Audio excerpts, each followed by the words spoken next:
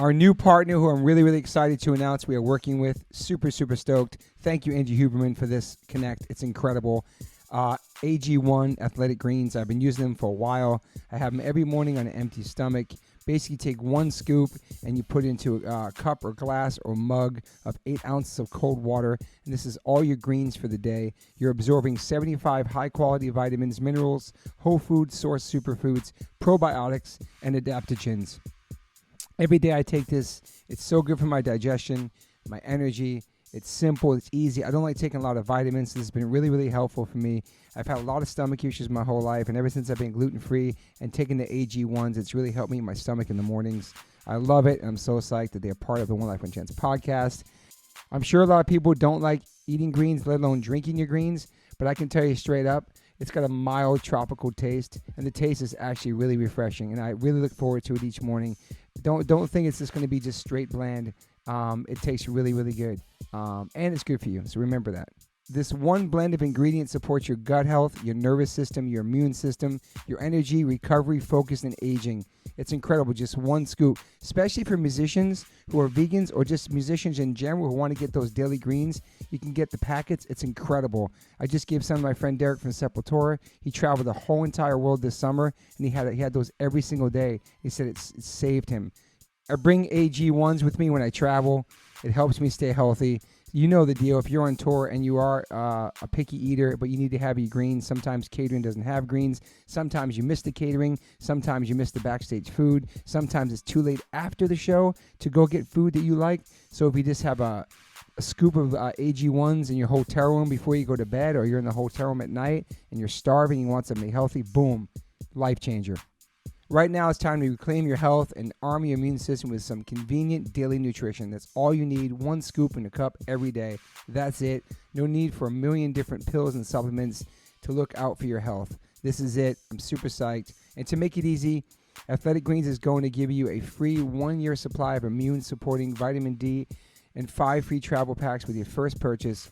All you have to do is visit athleticgreens.com/OLLC. Again, that's athleticgreens.com/OLLC to take ownership over your health and pick up the ultimate daily nutritional insurance. This is incredible. I love it. It's just basic greens. For me personally, this has changed my life tremendously. I'm not a junk food vegan. I don't eat a lot of fake meats, so I'm strictly greens. And this has been a wonderful, wonderful new addition to my life. So once again, visit athleticgreens.com/OLLC. and get 1 free year supply of immune-supporting vitamin D and 5 free travel packs with your first purchase. athleticgreens.com/OLOC. Yo, Liquid Death, thank you so much for hydrating all my guests, taking care of me and my family and my friends. Love your water, love your brand, love what you stand for, love what you give back to the community. If you want to learn more about Liquid Death and how it started, listen to episode 115. With the co-founder, owner, and creator of Liquid Death, Mike Cesario. Just a punk rock skateboarding kid from Delaware with a dream. It's an incredible story, incredible journey. They have now blessed me with my own code.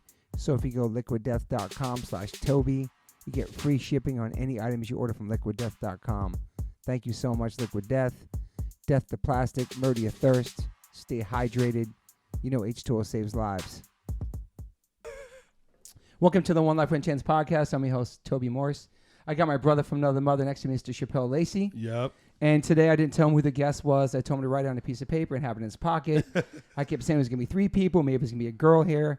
But his guest was Dennis from Refused. Yes. And he was completely wrong. I was completely wrong. Today our guest is Sam Ciaramitaro. Yes, sir. What's happening? I said your name right. Dude, you nailed it. 10 out of 10. It's funny how it's usually like, or it could be like Sam Drain, Freddie Madball. That's what I'm saying. I'm like all these hardcore bands, like everybody goes by the fucking band name as the last name. Dude, man, it's like 5 letters versus 11. I'm like, yeah, I'll Sammy Drain. This is the easiest way. Here we go. Yeah. Well, thank you for being here, man. It was so much. I got to see you guys play this weekend. It was fucking awesome. Dude. I was watching your videos, and I finally got to see you live, and it was the energy was super posy. It's hard. It's melodic. It's inclusive. It was beautiful, man. The pile-on at the end, and California Curse. That was the last song. Yeah, dude. Thank you, man. It was awesome, man. Was this the first time that you saw us? Yeah. Dude, I could not have asked for a better first. For a lot of people to see us, man. That was spectacular. For lack of better words, it was like And we played there before. Yeah. You know, Sound and Fury, and then we did the most recent Sound and Fury, which is a lot more people, but I don't know, man. Just something, the shape of the room, the height of the stage, the whatever it is. Perfect. Yeah. Just it makes for a perfect just time for us and for everybody. You know. No So, barricade too, right? No barricade. Yeah. Which I'm still obviously prefer no barricade, but I've worked my way around it. You know. Of course. But yeah. Man. So it's just straight up weird. With a barricade, dude. Rough, dude. Yeah. Well, it's weird because when we played, you know, Europe, we did a lot of barricade shows this last summer, and it's like. Pretty much, I'm like, all right, guys, I'll see you after the set, and I'm just on the barricade the whole time. I'm Same. basically not on the stage, you know. Same. Yeah, it's for this kind of music. I feel it's the only way. Yeah. That's You what I know? liked about Sound and Fury, the way they did the two platforms in the center, So or whatever, cool. like the different levels. The little tears, yeah, Yeah, dude. yeah. And until Scal broke the other one, they broke the one on stage too. It's like, dude, oh my god, it was Oh bad. shit! I didn't realize that. You see, yeah, dude. People were going off. They had to like stop it real quick and literally pull it out. Like, all right, we don't have Damn. platform 1 anymore. We're down. It was like, Damn. dude. Platform 1. It's Yeah. crazy because we saw Paramore at the Belasco a couple weeks before, and that was We did. like a totally different show. Totally different show. The same Whoa. venue. It was kind of cool. I bet they probably configured it all, barricaded out, and everything Yeah. like that. Yeah. yeah. And then Barricades are we tricky. saw Scal in the Chats. That's Drug right. Church. Same spot. Bronx. Yeah. Same Totally. spot. Okay. It's a good venue, man. Great Dude, venue. I love it, man. I'm so hyped. I think I don't know if I'm supposed to say. I don't know. I think we're gonna try to go back there. We're doing a headliner and towards the summer when this album drops. I think that's the LA spot. Awesome. So I'm pumped. And we Yeah. played. And I was like, yeah, I hope we get to do it because that's rad. That you would know. be fucking- Yeah, it's really great. Like I was talking before the pod about California and how like it just seems to be thriving everywhere, north, south, everywhere. A part of California, you know. Yeah, Dude. as far as like hardcore and all that stuff goes. Yeah, I haven't Yeah, lived in yeah. New York in over 20 years. I see this stuff I see online of different bands out there, but Yeah. just because I'm in it, I just see it. It's just beautiful, like the generation of bands, the Seems like diversity. it's just like and just recently just like really popped. Yeah. Yeah. I don't know how that, you know, exactly. And I'm like, I'm not even going to front like I've been around for a long time where I Yeah. really could like speak like, oh, it used to be like this. I don't know for, at least from Wait, my how old are experience, you? I'm 28. 20. Okay. Yeah, I'm 20. I was a little late to the core. I'm not going to lie. That's I was a okay. little late, No, but you're good. Better late than never. Yeah. yeah. So, I mean, yeah, it's been popping off. And I feel like from what I understand, especially when I first started going to shows in the Bay Area, was like, I feel like LA really had like the hub. All Yeah. like the bands that we were getting into and were the big bands were from here, and there really wasn't much in our neck of the woods.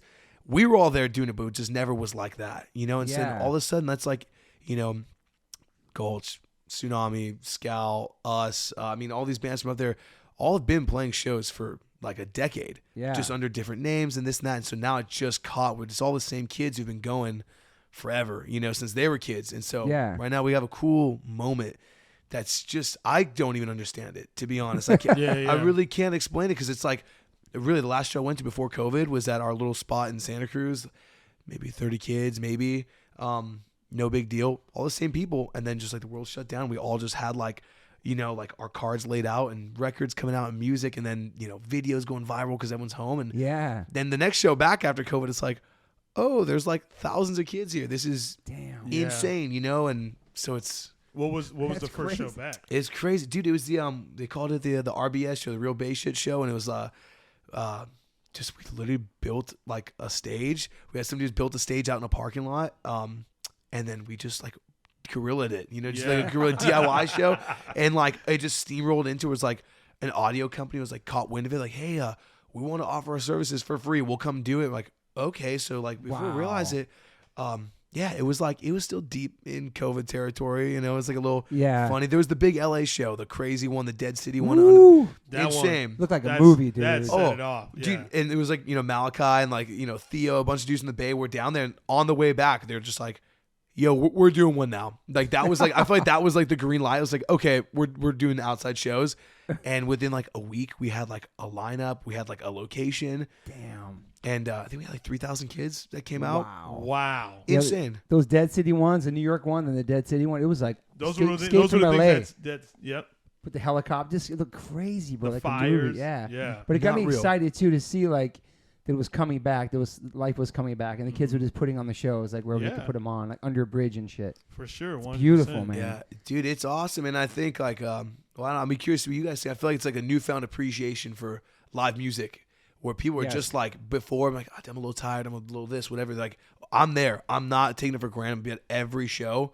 100%. Yeah, it's cool, man. I feel very fortunate to be a band that people care about right now in this time in the post-COVID and the era of Turnstile. I feel so thankful to be a band doing it. Yeah. Yeah, it was cool to see like when they got the Grammy nod Turnstile, they listed a bunch of bands that were like on the come up or coming up next, all the different bands from the scene, and so it's awesome, so crazy. man. This thriving. So, where were you born at? Where were you raised? So I'm originally from down here, San Pedro, California.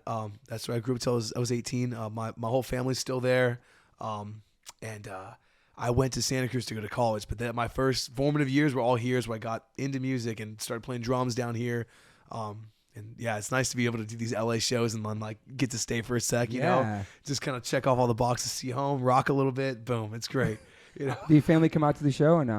Dude, you know what? This one I had my folks didn't make it to this one. I got my little brother doing merch. Just tossed him in. I was like, dude, he doesn't know shit about hardcore or anything. I was like, are you down to just run this like all day? And yeah, but that's cool. Yeah, like Sound of Fear, I had like, dude, we had like 20 Italians on stage. It was like. It was hectic. Yeah, I was like, so dude, poor the cat. We used to work for Pure Noise. He was doing stage. They put on stage like management. I'm like, I know they want like 10 people on here. I got like 25 Italians, and then like our friends. Is that chill? She's like, oh my god, yeah.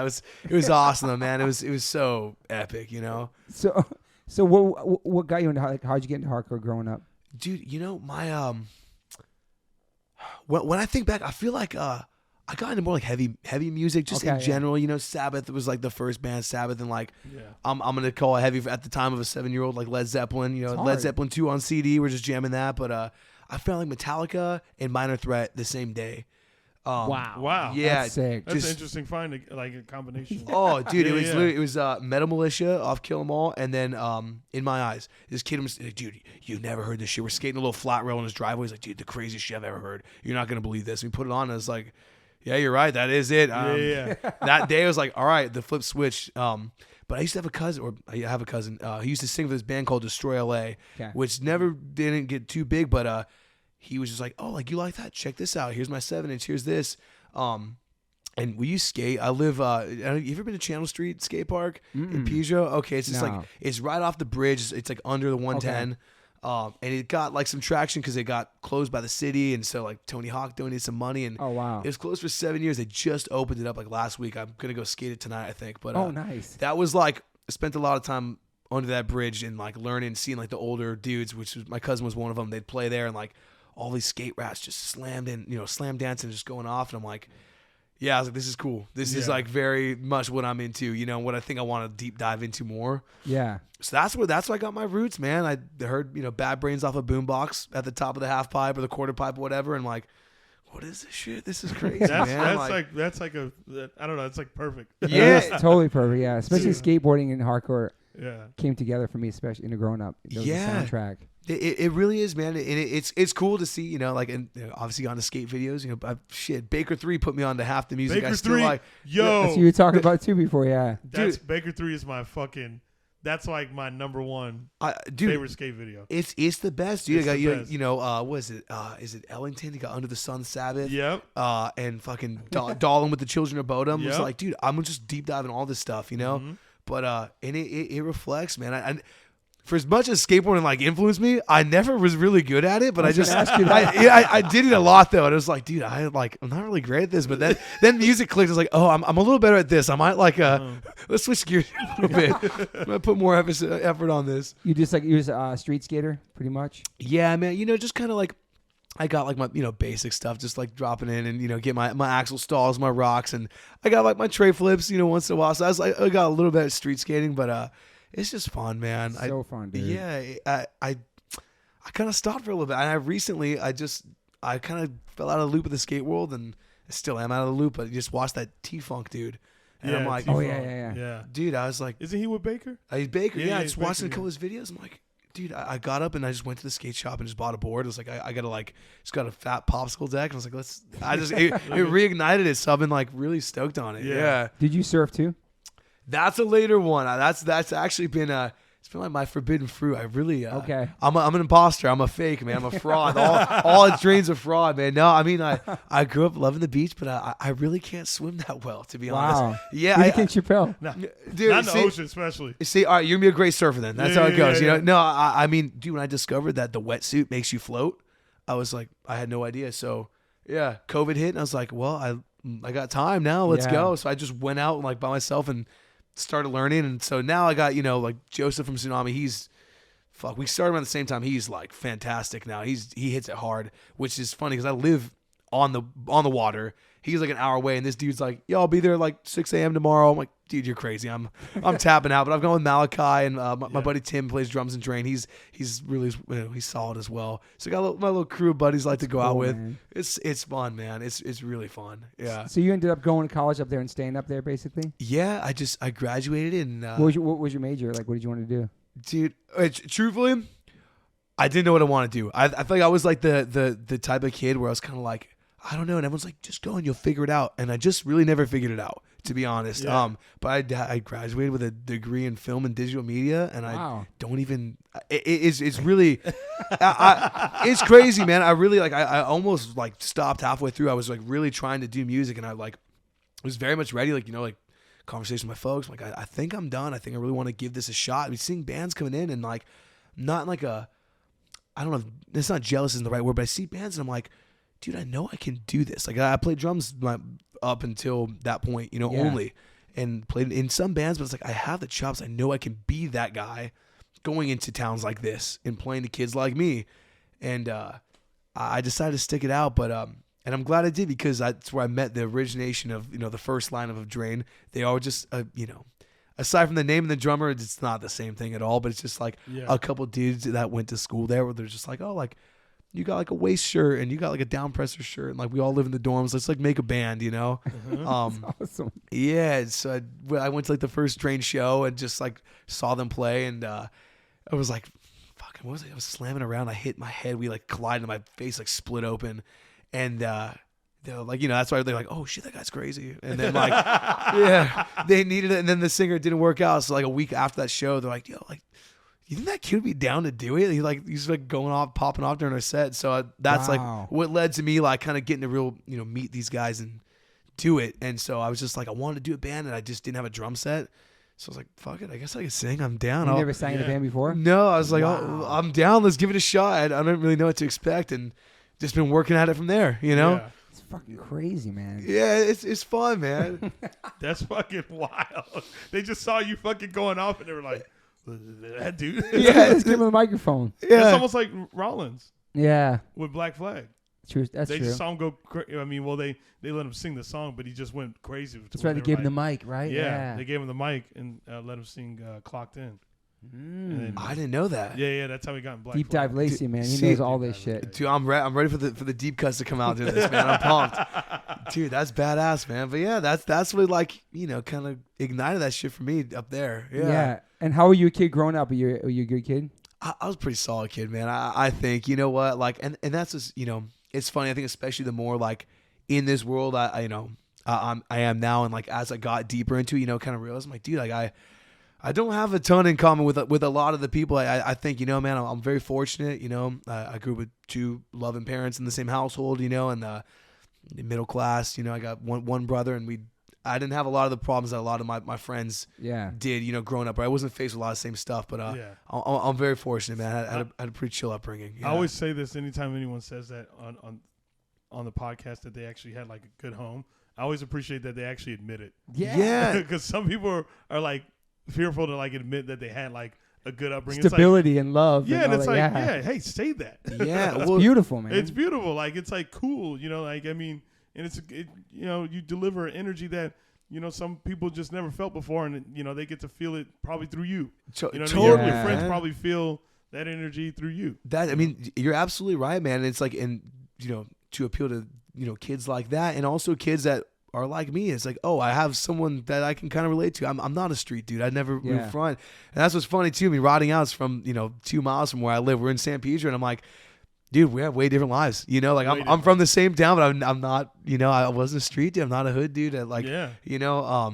But and that's fine to say. Yeah, dude, I love that band. That's why I'm listening. Like, damn, they swallowed by the streets, man. We're on the same streets, but I didn't have that experience. Like I'm singing along, and I'm like, damn, that's crazy. Yeah, it's funny too because I know, and so like I know where they're at. Like I'll see kids online like it was like Sound and Fury 2 years ago. They came through, some kid from like somewhere else, flew to LA for Sound and Fury, and he's like, we took a trip to find the Rotting Out. Like, all their album covers are like signs and photos in our town.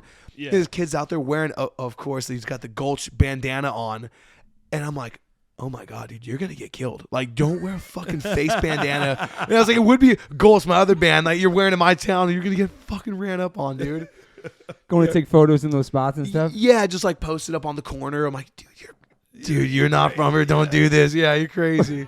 That's so funny. People did that for New York shit too, like CB's or Lower East Side. Go take a photo, like tourists. Yeah, get a picture certain there. places they shouldn't take photos. CB's is Bowery is different, but like maybe go out to Queens or something, alleyway crew or like the Queens, take a photo. A little bit of a tougher area. Or they shot a Madball video on Mott Street. The kids would go back, but that's way before the internet. But kids would just know from the photo. Try to find the alley in the back of the Set It Off record. Oh, that really? Crazy photo. Yeah, man. Yeah. It's like crazy, like historic, hardcore fucking photos, man. Yeah. I mean, I love the vibe. I love like the spirit's there. That's sick. Just like wanting to see it. Just it's funny, man. Yeah. Damn, that's sick. So just playing music. So when you don't go to you leave college and then start doing music, right? Yeah. What were your parents thinking about that? Were they bummed? Dude, yeah, it was. They were not stoked. I was like shortly after I just decided to stay, I got linked up with these dudes, and so we were just the last 2 years I was in school, we were doing Drain, and just kind of like trying to figure it out. And so when it came down to graduation, for me, I was like, they were all like a year older than me, so they finished first and they stayed, and I was like, well, yeah, I guess I'll stay. I didn't really think that was even an option for a while, so I stayed, and I was like, I'll just stay for the summer, and it was like, okay, and my whole thought was like, if we just keep progressing, I'm just going to keep following it. And if it's like find that things are just not working out and it's not like going to be a possibility, then I'll figure out something. I don't know what it'll be. And it kept rolling along, man. And then like slowly, but I was like, I see we're playing more places and there's like, more kids that are being receptive. So we're on the right direction. And yeah, they were not stoked, man. It was actually, it was very tough. Were you living home at the time too? No, I just stayed in Santa Cruz. Yeah, that's right. Yeah, but they're all here, and so I mean, there's like, God, there's this one. I call it a tour. It's not really a tour. Just like our tours were like 3 shows that we could somehow find in a row because we didn't know anybody, man. Like we really like the other guys too. Were just very much like I say it often. It's like truly like from nobody to some, to try to work your way up and just meet people. We knew nobody at all. Like, wow. So it's just like finding literally like some like random, that's where it's like whether a punk dude, a metal dude, just some random kid who's like, yo, you can play in my backyard, like wherever. And like, we would just take what we could, Damn. Yeah. And so we played at D Piazzas in Long Beach at one time, and we stayed at my folks after. And and it was just like it was a very strange moment. My folks are old school, man. My dad like sat us all down at the table in the morning, just like, what are you guys gonna do? Like, let's talk. What's going on? What are you doing with your life? And it got real ugly, to be honest. It was like, grow out of this. Yeah, seriously. He's like, how old are you guys? Like real just damn. Just wasn't a reality or something that they ever thought would be a thing. And I wasn't straight edge at that point. And I was like, I was hungover. I'm drunk at my parents. It's just. How long till they caught on and was like, oh. Dude, you know what, man? I think it was we put this LP out in 2020.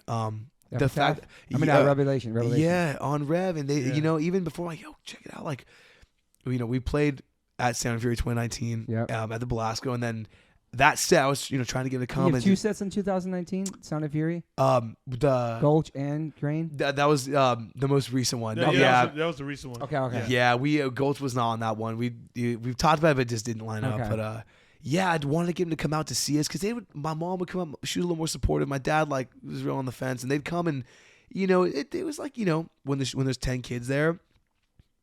I understand where someone from the outside would be like, I don't know what. Yeah, they were like, what are they seeing this? They didn't get like what we were hoping for, and so, anyways, I tell them like I got this record thing, and they like didn't quite get it, but once holding it, I'm like, oh, this is it, like, oh, that's kind of crazy. All right, so it's like, revelation for us. I mean, it's like a legendary, dude. Yeah, so they Did Jordan just? How'd that happen? Did they just come see you, Jordan, or something, or somebody from Sammy, or? it was Adam, and Okay. Adam went to school in Santa Cruz and met some of the dudes that are like older dudes up there. Okay. And so there's been like a kind of long time thing where I've like talked to my buddy Spencer. I'm like, yo, Spencer, like, we got this dude demo. Like, can you send it to your dude? And he's like, oh, I'll see what I can do, man. And they weren't really interested. And so we'd even met. Like, I used to work at a bakery, and he came in with the dude from Rev, the A&R dude. Wow. And I hook him up and stuff. So we knew each other but he never saw us. And so that set, I like selling a kid his shirt after, and he just like literally came up and just jumped. He's like, all right, let's do it. We gotta do a fucking record. Let's go. Like, and I'm like, Wow. these kids are like, did you just like get a record thing? Like, I think so. Dude, here's your shirt. Like, that's crazy. Yeah. And that was it. Just like literally right there. So within like a week after that show, we like had paperwork and shit, and it was like a done deal. Yeah, That's crazy. Did you meet Sammy too? So we met Sammy after that. Yeah, Sammy, and then we met Jordan. We met the whole crew. So cool. Yeah, I mean, I was just like freaking out. I couldn't believe any of this. Very exciting, time in life. I was like, this is insane, man. And the dude from Youth of Today is like actually helping revamp the label too. Yeah. Shelter, like Sammy is fucking amazing. Yeah. He's in the mix too there now. Yeah, he had just kind of Awesome. gotten back in when we started. So we were one of the first records he was like in on. We're like getting a text like, hey, this is Sammy, Youth of Today, Rev, give me a call. And I'm like, what is going on, dude? That's crazy. Like freaking out. Yeah. It just badass, man. Badass time, So you straight edge? I am straight edge. Yeah, I've just over 5 years now. Nice, man. Yeah. I like, What brought you to that? dude, just like honestly, just like a little, like, what do they call it? A moment of clarity? Yeah, yeah. I never, I don't think I was particularly like had an issue. I like to drink, man. I didn't really do anything else. I really like to drink, and I didn't drink a little. I love to get just like wasted and be like, Damn, we're twins. dude, you're the same boat. I love it, dude. I looked at it like a competition. I don't know why. I was always like, I'm gonna get drunker than anybody here, and like, and I did it crazy. I was like, man, I never lose. I always win, and and I was just like, I don't know, man. I know that like if I want to do this, I can't have this be a part of it, know. And I just Wow. yeah, it was pretty like, I don't know what made it click. I was just like, there's no way. And like my girlfriend kind of has some stuff with drinking too, and so at the time it was a new girlfriend, and she was like, hey, like, I think I really want to stop. And I was like, you know what? I think I want to join you on that. Yeah. And yeah, we're both like just under 6 years. That's amazing, man. That's beautiful. Yeah. I love when people find that kind of clarity when it comes to like, they're like, oh, I can't do this if I'm doing this destructive thing over here. Like that's pretty similar for me. Like, it's just like, I've never lived the life that I've been living now. Like, even without like, doing all the touring with comedy and all that stuff. Like, it's just the life that I'm living right now. Like, the clarity that I have. Like, if I was still drinking, I don't think I would fucking have that. So it's like cool to live this life with that kind of clarity. 100%, Yeah. man. And it's like, I don't know like what made it click, but it was just like, yeah, this is a good thing. I really, it's time. And so it was, I actually had a relatively easy time. Which I just kind of like had to break a couple like routines, I like, I became like a downtown dude in my town and was down there quite a bit, and like it's like, yeah, I guess I like gotta revamp that, and like so kind of gotten like running a little bit at that point where it's like, dude, if I'm tired, then I'll just go to bed, if I run hard during the daytime or something at 11 p.m. midnight, I'll be like ready to just knock out, Yeah.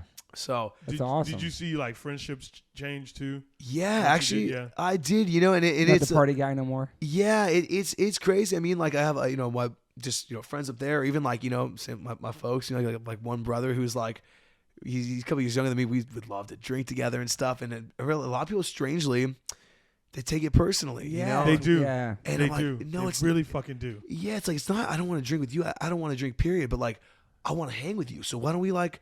Let's go get coffee. Even if it's nighttime instead of a bar, like let's take a crazy walk. Let's go like rent a Lime scooter and just whip it around town. I don't know. Yeah, something. Yeah. Yeah. And some people, they don't like that.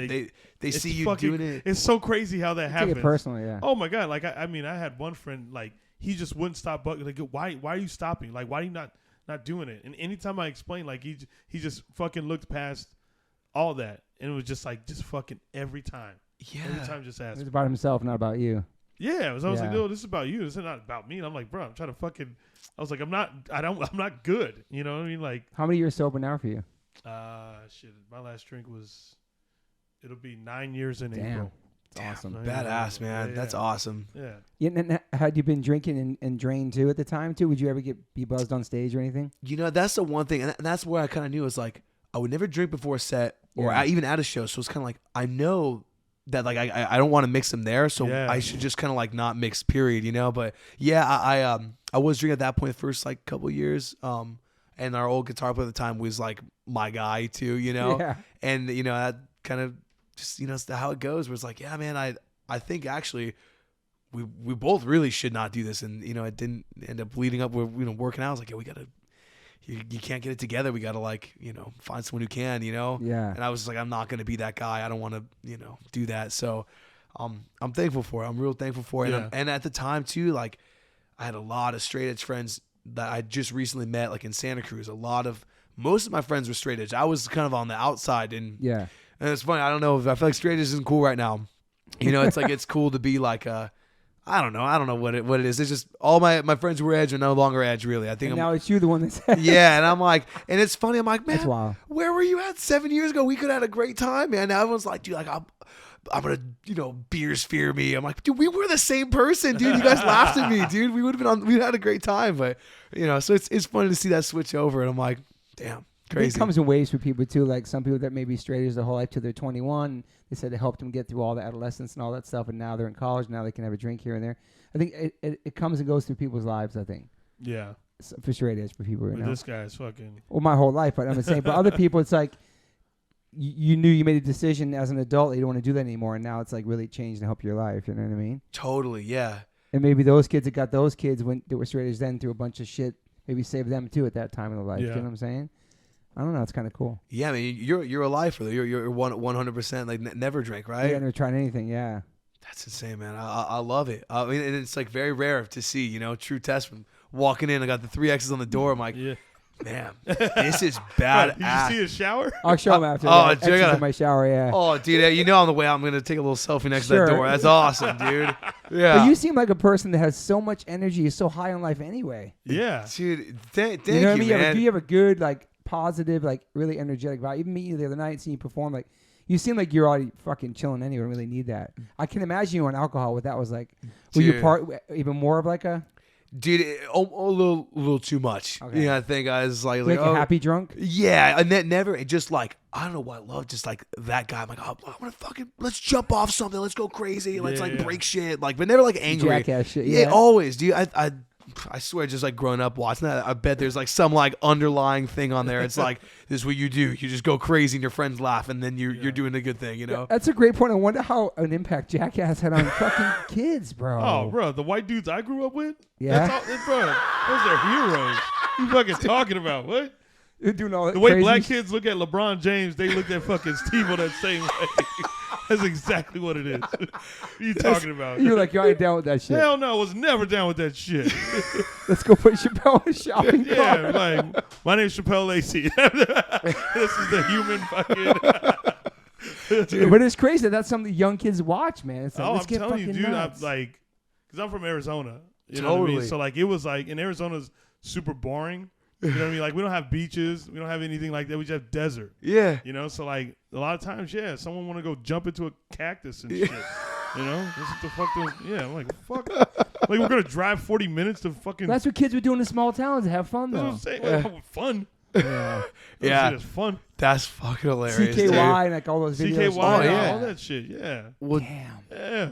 dude, I feel like that, like, and then when touring started for like us and all our friends, like, well, you Malachi, my boy, like all our bands, we're just small, and then it was like we all kind of did our first like couple of tours like together, and it was like immediate. It's like, okay, those are the kids who watch Jackass. We're like naked, running around, like peeing on things, and just being shitheads. It's like that. The hotel room is going crazy. Yeah. Yeah, dude. Well, that would be for a couple years later. It was a lot of like sleeping in or on top of the van. But yes, exactly that kind of energy, and it's like it's fun, man. That's why I met that dude Zach recently, and I was just like, man, I just watched the new one. And I was like, dude, I'm sorry. I'm like not trying to be a weirdo, dude. Yeah, it was sick. I was like, dude, the new one was incredible. Actually, that was great, man. Insane, totally insane. Dude, we like. it's so random. Not to like segue out. It's the most random shit. We like someone, dude. There's like somehow Gulch got to be in a movie recently. Oh yeah, Zach was telling me because I was just on a show with Zach on Sunday. Totally, yeah, dude. And like, I'm chilling there. And I'm like, dude, I don't know what any of this stuff's like about. You know, I've never been a part of that. We like played a band in a movie. It's cool. And and I saw him walking by, and I was like, damn, I kind of like tripping, you know. I was like, I'm gonna be that guy. I can't believe it, but I'm gonna be that guy. It's like, hey, hi, I don't mean to interrupt you, man. I just want to say hello. Like, he's like, what's up? I was like, I play in that band Drain. He's like, oh shit, started laughing, hopped up, gave me a hug, and I was like, oh, dude, you're so sick, man. He's amazing. He's rad. Biggest sweetheart. Dude, so the sweet. Nicest guy. And now I feel like I've seen him, like, we did like a couple of days there, so I saw him every day. We're just chilling, eating lunch. So like, we did like an Epitaph Christmas party, and he just rolls in. I'm like, dude, what? He's like, what are you doing? Dude, this is crazy. What? He's awesome. great. Yeah, dude. So just he was the one that was jumping into the cactus in the movie. Yeah, dude. Yeah, he did some gnarly shit. He's gnarly, man. His that's I'm like, dude, I can't just like having like a piece of like steak with this dude. I'm like, yo, I just watched you do the most insane, heinous shit to yourself. It's crazy. So when the band starts touring, are you working jobs or just fully just doing music? Yeah, it's still working. Coming off tour and working random things. Yeah, man. I was like, dude, I was doing all sorts of weird shit, you know? Like, I was like... He worked at a bakery. Yeah, worked at a bakery downtown. And, like, dude, honestly, man, I worked at a bakery, and two of the other guys in Drain were working at this coffee shop around the corner. And we made, like, a lot of cookies. It was, like, a cookie bakery. Dude, that was, like, a little currency. Dude, is a whole, like, thing. Like, got the pizza dude down the street. Like, yo, I know he likes macadamians. It's Tuesday night. Trade him out for a slice. It was tough, man. Like, it's no joke. My dude's working at the coffee shop, and I'm like, okay, like, I'll get, I'll bring him like a milkshake for like some day old bagels or just whatever, and they just dialed me in just because friends. But like that straight up kept me afloat, man, because it was, we all living on our own. None of us have family in Santa Cruz, which is crazy. All of us live there, but none of us have family, so we're all just like on our own. It's tough, like just slanging cookies, man. Dude, just getting after it, dude. I like found like dude. It's fun. I just saw a kid recently, dude. There was a community college class, like an art class. And they needed like nude people to just like draw. And I was like, fuck it, dude. I can like go after work. And like, I like. Amazing. Yeah, it's like $80 for a session. Oh, yeah. I was like, dude, all right. So how many people in the class? There's like 40 kids, and like. And you just pull up and you have a lay robe down? on? Yeah, robe on, and then it's like, all right, you can unveil. And I'm like, all right, here we go. Fuck, all right. It's like just chilling out, like weird. Were they talking to you at all? No talking, just like very like strange. And you do one pose? Or like it'd be like one for an hour, and then a different one for another hour. So you there for 2 hours? 2 hours, then you can fall asleep if you want. Like, okay, I'm down. Like, so I did at one point, and I was like, dude, what is my life? What's going on? Like, and so there's girls and dudes in the crowd. Yeah, just mixed, and like luckily I had like just a couple of super chill like buddies who were just like, I don't give a fuck, I'll go, whatever. I was like, dude, I mean, whatever. Two friends did it too, yeah. A couple of buddies, dude. One of my it's actually hilarious. A dude I was living with at the time, he's just a homie. He doesn't give a shit about basically anything. But he came and, anyways, this is like 5-6 years ago. Still lives at the same spot we were living at, and a new tenant moves in, new girl moves in. Anyways, her older brother comes to move her out after winter break, and he's like, my dude's wearing a Drain shirt. He's like, that's crazy, man. Like, I love Drain. He's like, dude, the dude used to live here. Actually, hold on. Like, pulls out the fucking painting he still has. Like, put that shit away, dude. Like, this kid's like, I just saw a naked painting of you. It's like, and I knew, I was like, Ahmad showed him.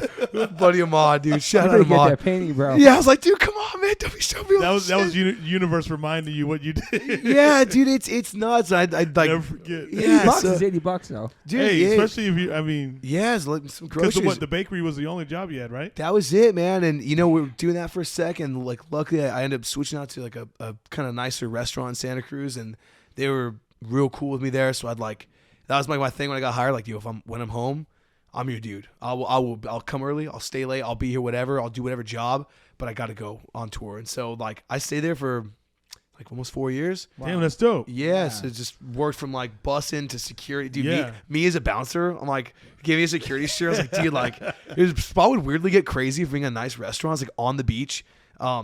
Crazy. Yeah, bartending. I did everything there. Wow. Right until COVID hit. Yeah. So that's a blessing when you have a job that supports what you're doing out.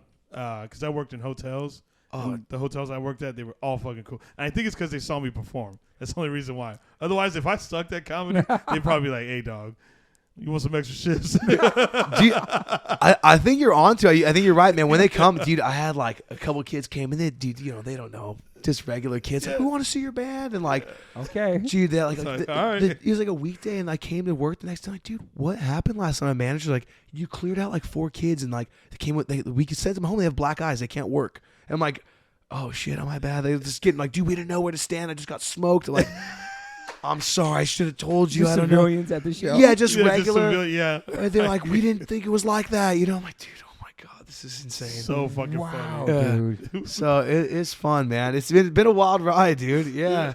And So you guys are booking shit on your own pretty much and staying at people's houses and jumping on shows and all that stuff. yeah, just doing the full on, just like whatever we could. And like we were like fortunate enough to like kind of like have like some friends that like let us borrow a car or a van. We take my truck and for what we could, and we decided to buy a van. Nice. And that was like the tipping point where I feel like we reverse psychology this shit, man. It was like we had like a little buzz at home, but we went out and we just started going out. And I think by getting people out elsewhere to like us and put on for us, it like weirdly was like back home. Everyone's like, oh, like Drain's like doing real good. They're kind of like a big band. Like, yeah, we fuck with Drain. I'm like, okay, like the rest outside of like our immediate friend group, like we like kind of reverse psychology did. That's amazing. But yeah, we got this thing, took the seats out, and like cut a mattress to size, and that was like home base, man. We got it like pretty dialed in. We'd sleep there. We never got hotels. Like, if it was hot, I liked sleeping on top of the van. Nice. If it was like a warm like time of year, and then the cold, it was like, dude, we can get just enough space for 4 of us. We were 4-piece, so we never we're new to all this shit. Like bringing a merch guy or like a hand. It's all like in the last 6 months we started finally getting help. Damn. Like it's always been just literally if you're not playing, like you're not in the car. It's not for like because we don't want to, like a weird excuse. Like, yo, we cannot feasibly do this. We don't have money to go get hotels and like eat out. I was like, I don't know if you were, I'm sure no reason to like the Chipotle hack. Maybe when you're on tour, you know what I'm talking about, the Chipotle hack. I heard about they hook up touring bands or something. Dude, I became the master of Chipotle hack. They do. Yeah, give them a call. Break it down for the listeners because that's interesting. Dude, so you know what? We learned, it's like every time we're driving, okay, we got, 300 miles on this highway. Pull it up. Let's see how many Chipotles are on this way, on this route. And just go down the list and start calling them and just give them the spiel. Like, and you just got to be cool, man. You realize how many people have no way to talk to people. They don't understand how to talk. Like, hey, we're a band. Can we have food? And I'm like, yeah, no, we're not gonna do that. Yeah. And I'm like, dude, what are you thinking? So just call and just being cool. Hey, cool. Yeah. How's it going? How are you doing? And be like, I'm doing well. What's going on? I'm like, oh, not much. My name's Sam, and I play in a rock band from California, and we're in fucking South Dakota, wherever we're at. We're real hungry, and we were just wondering if you maybe would help out the 4 of us with like a food donation or maybe a BOGO, buy one get one deal. Dude, a lot of the time they're like, you're in a band, like, oh, that's cool. You guys been out for a while and like talking. I'm like, yeah. Like, dude, do you have like a CD or a shirt? I'm like, fuck yeah, I got a couple shirts, whatever, for 4 meals for sure. And then you just work it, dude. You go and so cool, and there's this. It's usually I did not know that. Every time it's like for lack of a better word, it's always like an alternative person who's like managing a kid with tattoos or like colored hair, and they're just like, damn, like I wish I was probably doing something like that, And like they're always real cool and they're interested. I'm like, yo, this is our Instagram, whatever. Here's a tape, stickers, whatever, and. Dude, that's incredible, man. And then wow, it's mainly Chipotle that does that, though. Is what I've been told. Yeah, that's kind of the one. Yeah. And they're after COVID, I think a lot of people had to kind of tighten the belt, so they don't really do it anymore. But I was like, man, it was a cool life hack. It was a fun run, man. Chipotle hack. Yeah, you a burrito bowl, the tortilla on the side. You just get 2 meals out of it. Eat half and save the other half for after. Yeah, and that's like the perfect place for that. Yeah, dude. Like as far as like leftover, and it's for everybody, yeah, vegans, non-vegans, everybody. Yeah, anybody could eat there. Yeah, and your that's style, so man. Crazy. So just stuff like that, and then just kind of whatever we could, man. Just housing, my favorite, at the show. Like, hey, can anyone put us up tonight? Like meeting people and staying and just man, just really. A lot of times people are really cool about it, dude. They're cool, man. Like, and and that's how you get to meet. I mean. Just meet people everywhere, and that's where I think that Sound and Furious that popped off for us, that got us the Rev deal, was like that was the first time where it was like a big fest where kids are flying in, and it's like this dude who, you know, we stay in his floor, this guy who like bought food for us or whatever. All these people are now from all over the country are in one room, and they got this little connection with us, and we got with them. And so it's just like, just explosion, you know, like electric. And it was just like, all right, that I know if we didn't do all that groundwork and have all those people in that room, that Rev said, they would be like, oh, that was cool. And they would have kept going, you know? That's what brought it to the next level, you know? And that's what's beautiful about hardcore too, man. And also, I think there's this thing to it to where, like, if you're just good to people, like, people will remember that even more. And so, and then with you being in a band, like, it's like this other level, like that's like the icing, but like they always remember this foundation of how they met you, and that you were nice to them, and that you, like, you know, just interacted with people. Like, just think about, like, after shows, like, even when it comes to like comedy, like sometimes when I ask them, like, oh, what's your name, just go so I can, like, when I talk to them, that I say their name, and they're so appreciative that I actually asked their name, and that's like a simple thing, just to like, wait, tell me your name. Okay, cool. And then we just have a conversation. And I'm saying their name, and they're like, oh, wow, this guy fucking.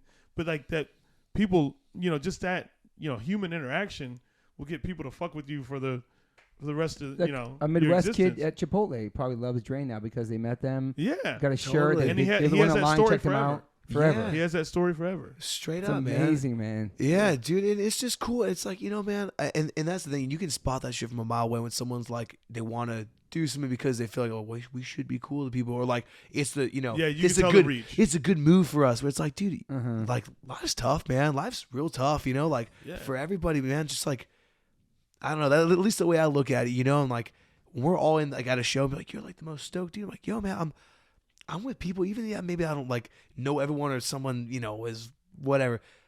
I'm with people that are like me here. I'm winning. You know, we're all, this is my happy place, man. This is not like because I know what life outside looks like, you know, and you're working the restaurant, you work in the bakery, fucking naked in front of people, just trying to get enough to get ahead. It's like, I'm with people right now that like are on the same wavelength as me for the most part. And it's like, I don't know, man, just be good to everybody, you know, like. Do you, because you come from the old school, do you feel like that is the, all around, like what he was just explaining right there? Do you feel like that's like the new energy of the hardcore world? Yeah, I mean the community aspect and just like not saying people were bad to people back in the day, but like it was just a different time. It seemed a little bit more like dog eat dog, kind of like back then. You mean? Yeah, everybody out for themselves. Yeah, I mean people supported each other, but it was definitely like I talked about before, like when H2O and Madball and Crown of Thorns came out. Like the older heads from the generation before, like, what is this? You know, Madball was kind of bouncy, had a hip hop vibe to him. We were melodic. So there's actually, we're like New Kids on the Block kind of vibe. But everybody still, in New York, there's like this tough love where like, they'll break your balls, but they'll love you. Do you know what I'm saying? Okay, yeah. Like, they can only break your balls, but nobody else can. Yeah. So like, you couldn't really stop H2O, Madball, and Crown of Thorns. We kept playing shows. Scar had all the bands together. And we were that generation. And all the other older heads started coming around checking it out. But just because we weren't the sound of their generation didn't mean we weren't hardcore in our time. Do you know what I'm saying? Totally, yeah. So there's like this, I think New York's a lot different. That mentality back then, I'm sure it's way different now as I'm older. I'm not really living there anymore, and there's new generations of bands. But yeah, there's that community and going to the shows like you're saying, and like looking out for people and feeling, you know, normal at these shows. And you can. Everybody's really a misfit. Came from everybody's a misfit, and just, you know, the community aspect. You know, as I've been going to a lot more shows, like more so recently, I don't know. I just seem to feel that like that energy way more than I think I ever have before. Yeah, you know? it feels like to me the energy I feel in California is like the DC scene that I was involved in. It was way more much of a diverse. Not saying New York was, but the whole like people going playing benefit shows and soup kitchens and shows in churches and all the stuff in the DC scene, Fugazi, Scream, all these bands I got to see and be a part of that scene before New York. That felt more like a community making a difference. Yeah. Not that New York wasn't. It was more harder. That's what I'm saying. It was just harder. More harder and like more street. And you know what I mean? Yeah, totally. Okay. Yeah. But everybody was trying to make the world a better place, but on their own way. You know what I mean? Yeah. It's just cool having. Yeah. Like here, so like to like ask these kind of questions. No, for sure. I love the energy, and like I was saying about the new generation, I love how like for us, like when we covered a Madonna song, people were like, what the fuck's that? Meanwhile, I had a Madonna tattoo, and I loved pop my whole life. We loved hip hop. But the way that bands are now, like you can have let's say Angel Dust. He can have first half of the set where Justice playing the acoustic guitar, singing, killing it. and then takes it off and does the second half of the set where it's total hardcore and it's fucking insane. Yeah. Like that was a beautiful moment seeing Angel Dust last year. Like seeing that, and you're allowed to like other. You're wearing a Grateful Dead shirt, dude. Yeah, You're dude. straight. You know what I'm saying? Like I love that because back then everybody was so like we're in the only hardcore and punk only. That's it. You can't fuck with anything. That's it. Hardcore only. You know what I'm saying? Like and I was never like that. I was always into hip hop and everything else, skateboarding. And so going to New York from DC was very different. Okay. It was it gave me a thicker skin, you know what I mean? Yeah. I was like a sensitive 7 Seconds kid. And then I moved to New York and it's like CBGBs and all these dudes I'm meeting. Yeah, that's all this harder shit, which I love, but it brought me into a different world of hardcore. It was way different, you know what I mean? And like, I don't know.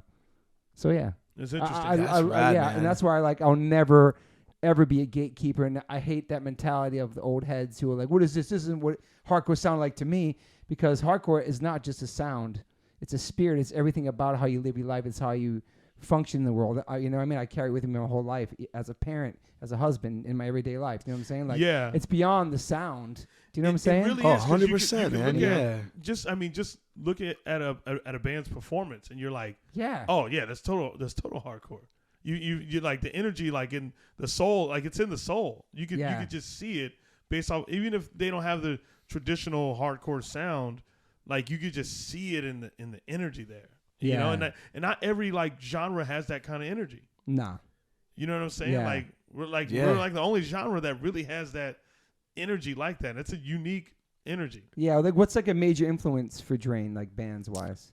Dude, you know, I mean, God, I mean, music. You guys like metal, see like all kinds of shit. Yeah. Yeah, we really do like dudes wearing a Sacred Reich shirt, I think. Yeah. In the video. Yeah, dude. Yeah. Dudes wearing a Madball jersey the other night on stage. Yeah, bands. Dude. Yeah, we're kind of all over, man. I mean, you know, our guitar player, my boy Cody. He's a metal dude for sure. Yeah. Shout out to Cody, by the way. Cody, man, he's the man. He's a straight up fucking beast on guitar. And we met him as a drummer. When we first met him, he was a drummer in another band. And you know, he picked up a guitar and was like, "Oh shit, you can like really play," you know? Yeah. Really fucking play. Really play, dude. I mean, he's I think it shines real through, you know, to our music. But he's a Pantera head, like all the way. Yeah. It's like almost like a personality type for him in a strange way. Like he just fucking loves that band, like the lore, the this, you know, all this stuff. And he's just, you know. So I say, you know, somewhere between like, I don't know, Pantera meets like, God, I don't know. You know, Municipal Waste maybe. Means what? Meets like Municipal Waste meets Madball, somewhere in between all that. You know, meets GB. I don't know, somewhere like you know, some like kind of weird in a blender version of all those. That's a good one. Yeah, I mean, good mix. For me, it's like you can tell because every single one of you guys look different. Yeah. Every single one of you guys look different on stage. Yeah, dude. I mean, our drummer, he's like, you know, he was like my first friend, you know, one of the first guys in like the, you know, he's the only original dude from like Drain or whatever, from the first origination, but he was always, we Santa Barbara, so he's just like, yo, 805 downpressor minus, like he loves all that shit. I mean, he put me on like Marauder, like I was like, I've never heard this dude, sounds like kind of like the dude from Slayer, kind of sounds like Tom, but like not really, I don't know, like not really sure what to like make of this, you know, like, so he was like the dude who really put me on, but he's also like loves pop punk, loves hip hop, like, you know, Cody produces, he does beats, and like also is like, dude, he's so tapped in with like just other things, like, you know, and now he's like, yo, I like laid down some riffs for this like hip hop artist, you know, in exchange for like whatever. I'm like, damn, very like cool. Just I feel so lucky to have like an eclectic group of dudes that are just really open-minded, you know, like, and we've gone back and forth, you know, man. Like I think even for me, like for a sec I was like, I don't know, man. COVID got. I'm sure a lot of people were like, really kind of skewed my vision on stuff, kind of fucked my head a little bit. Just was like, I don't know, like, I don't know why. Like, there's no shows to reference, you know, during that time when I was like, I don't know, I got all weird about it. I was like, I just want to do hardcore. I like everything, but I just want to do hardcore. I don't really want to do anything else. Like, and I don't know. Then we started playing more shows. I was like, dude, this is, I don't know what I was thinking. I don't know, man. 2 years off just kind of like fucked my head a little bit, you know? And it's like, dude, I don't know where I got all weird about this and like wanted to box myself in. Like, and you know, when we first Drain shows, I was like, dude, I love the beach balls and the boogie boards and all this shit. And then like, sick. I love it. I got all weird about it. I was like, I don't really want to do this, man. I think people think we're like a joke. And but nobody's done that before. I noticed that in the video. Nobody. Yeah, it's dude, cool. It's I don't know. It's our thing. Yeah, and then I don't know why. I was like, dude, what am I doing? I love this stuff. I don't know why. I got like, Yeah, I had a weird, I don't know. You got in your head about it. Yeah, I did, man. Because for a second, I think it was because our record wasn't out, our music wasn't really out. All the stuff we had out, it did okay, but it wasn't it didn't connect.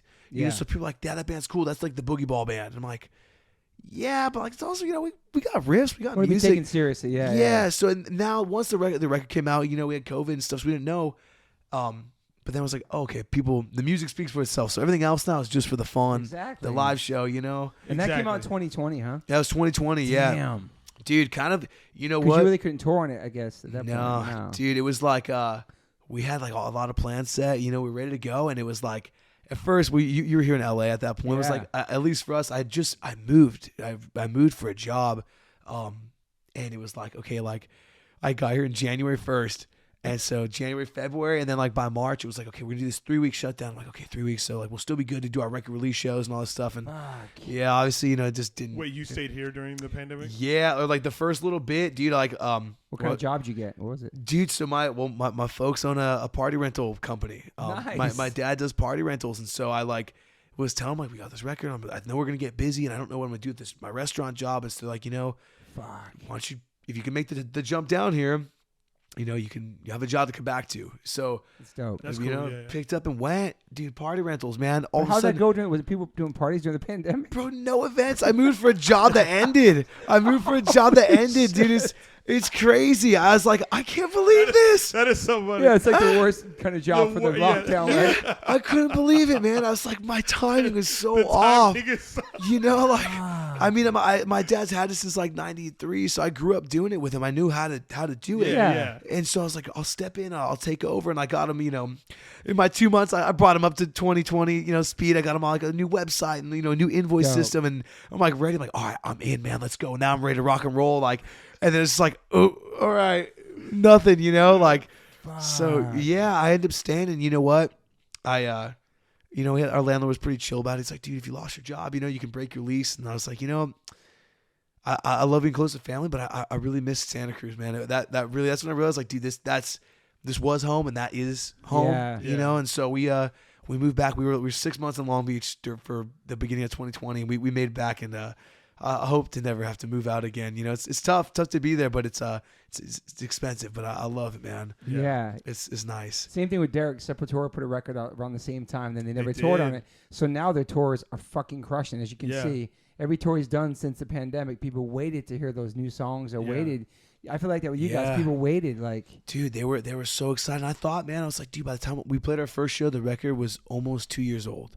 It was a year and 7 months old. Which is not how that works for a band, right? Yeah. Did you drop the video right away too? Yeah, dude. And it's crazy because the video we dropped for that was a live show, and we were debating okay, we'll do either this Saturday or the following Saturday. We did the first one, dude. The next Wednesday it shut down. So if we did the weekend after, it would have been no video. There would have been no video shoot or anything. So our video, the California Curse video, was a lot of kids. It was their last show. It was dude, that's our last time we went. Wow. And it was popping. It was the most crazy show. It was amazing. Yeah. Yeah. So really lucky. But dude, while I was so bummed about it, man, our shit came out in April, which is when I look at COVID, I'm like, okay, that was the Tiger King portion of COVID. Everyone's just everyone's sitting at home. Damn, that's just. You know what I mean? That's that's a good point. That was huge, bro. It was the early on, and so kids, it almost was I don't want to say the cool thing to do, but it was oh shit, everyone's we're all sitting, we don't know what to do. This new album dropped, everyone's home, let's listen to it. So at the time, I'm like, I can't believe we should be playing a show tonight. What is actually happening is the kids are home listening to our record. To the record. And so, dude, had it been regular, I don't know if it would have gotten as much love, Yeah. So really, it may have helped us, Yeah, I read something about Speed, the same kind of thing. They dropped their thing, and then they had these videos bubbling during the pandemic, and then they finally started playing again. It was the same thing, for Speed. Dude, I don't know if you got to see them at the Sound of Fury. Insane, yeah. It was insane for them. Was that their first show in Cali, or I think in the U.S.? In the U.S., first show in U.S. Wow. That's what I'm saying. He got pretty emotional about it on stage. Dude, he was it's so insane. stoked. And they were on from my little understanding, but Australia was super strict on the lockdown. Super strict. So for them, it seems like every time I see a video out there, I'm like, dude, these shows just look insane. I think kids are they're so excited, to have it back. Because we were already doing stuff for a while, and I don't think they were, you know, like, No. so it's nuts, man. Yeah, it's crazy. Were you worried during the pandemic that like, when's it gonna end? Am I gonna play music again? Oh, 'Cause dude. I was like that too. Like, is this over? Is this fucking? Yeah. Dude, Like, music's not essential. I was like, what the hell? When they gonna announce like music? dude, I mean, seriously, I think that's where like the whole like, you know, kind of like I was just getting like blurred vision, you know. I was not sure, man. And it's like we're getting, you know, we put this record, so we got buzz, and we're getting offers, which is like, again, for us, we're new to this, man. We just got like a manager and a booking guy. We never even had that. So I'm like getting phone calls like, yo, you want to go out with, you know, so-and-so in, it's in a year and a half.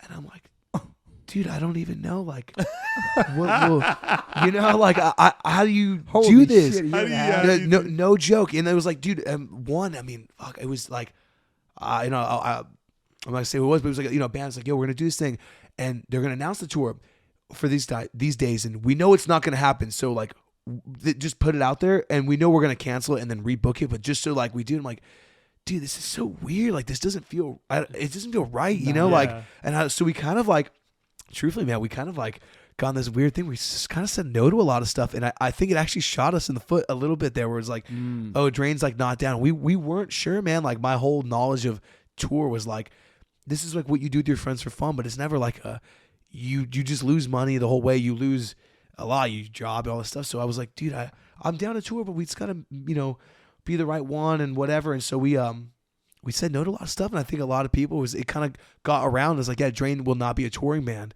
And so, yeah, man, that, you know, now we're really like trying to like, you know, this, you heard it here first, Drain is a touring band, hit our line, we're ready. Yeah. You know, like, yeah, it gets, you know, you hear the crickets and you're like, oh man, that wasn't like the goal, you know. We're just like, you know, now, you know, we got to, you know, you just had to get out there and do it and prove it. It's like, okay, now Drain is worth X amount of tickets, we can prove that, you know. So it's like, we're down to tour. It's just like, and it's not about a stingy thing or a money thing, you know. It's just like, it's tough, man. Like, it's you're trying to survive and pay bills and being, you know what I'm saying? Yeah, no one wants to be lavish. We just want to be able to do it enough so we can go back and do it again. You know, it's like where it was like lose money or spend your own. Yeah, it's like we can go on tour and then we need 6 months to recoup, and then we go to work and then we can go back and do it again. And it's like, yo, I can't be like that, you know. So, anyways, man, it's been a whirlwind. Dude. Are you working these days? You have a job still now? I do, man. So I you know, I'm so fortunate, man. I moved back to Santa Cruz, and you know, wasn't really sure. I was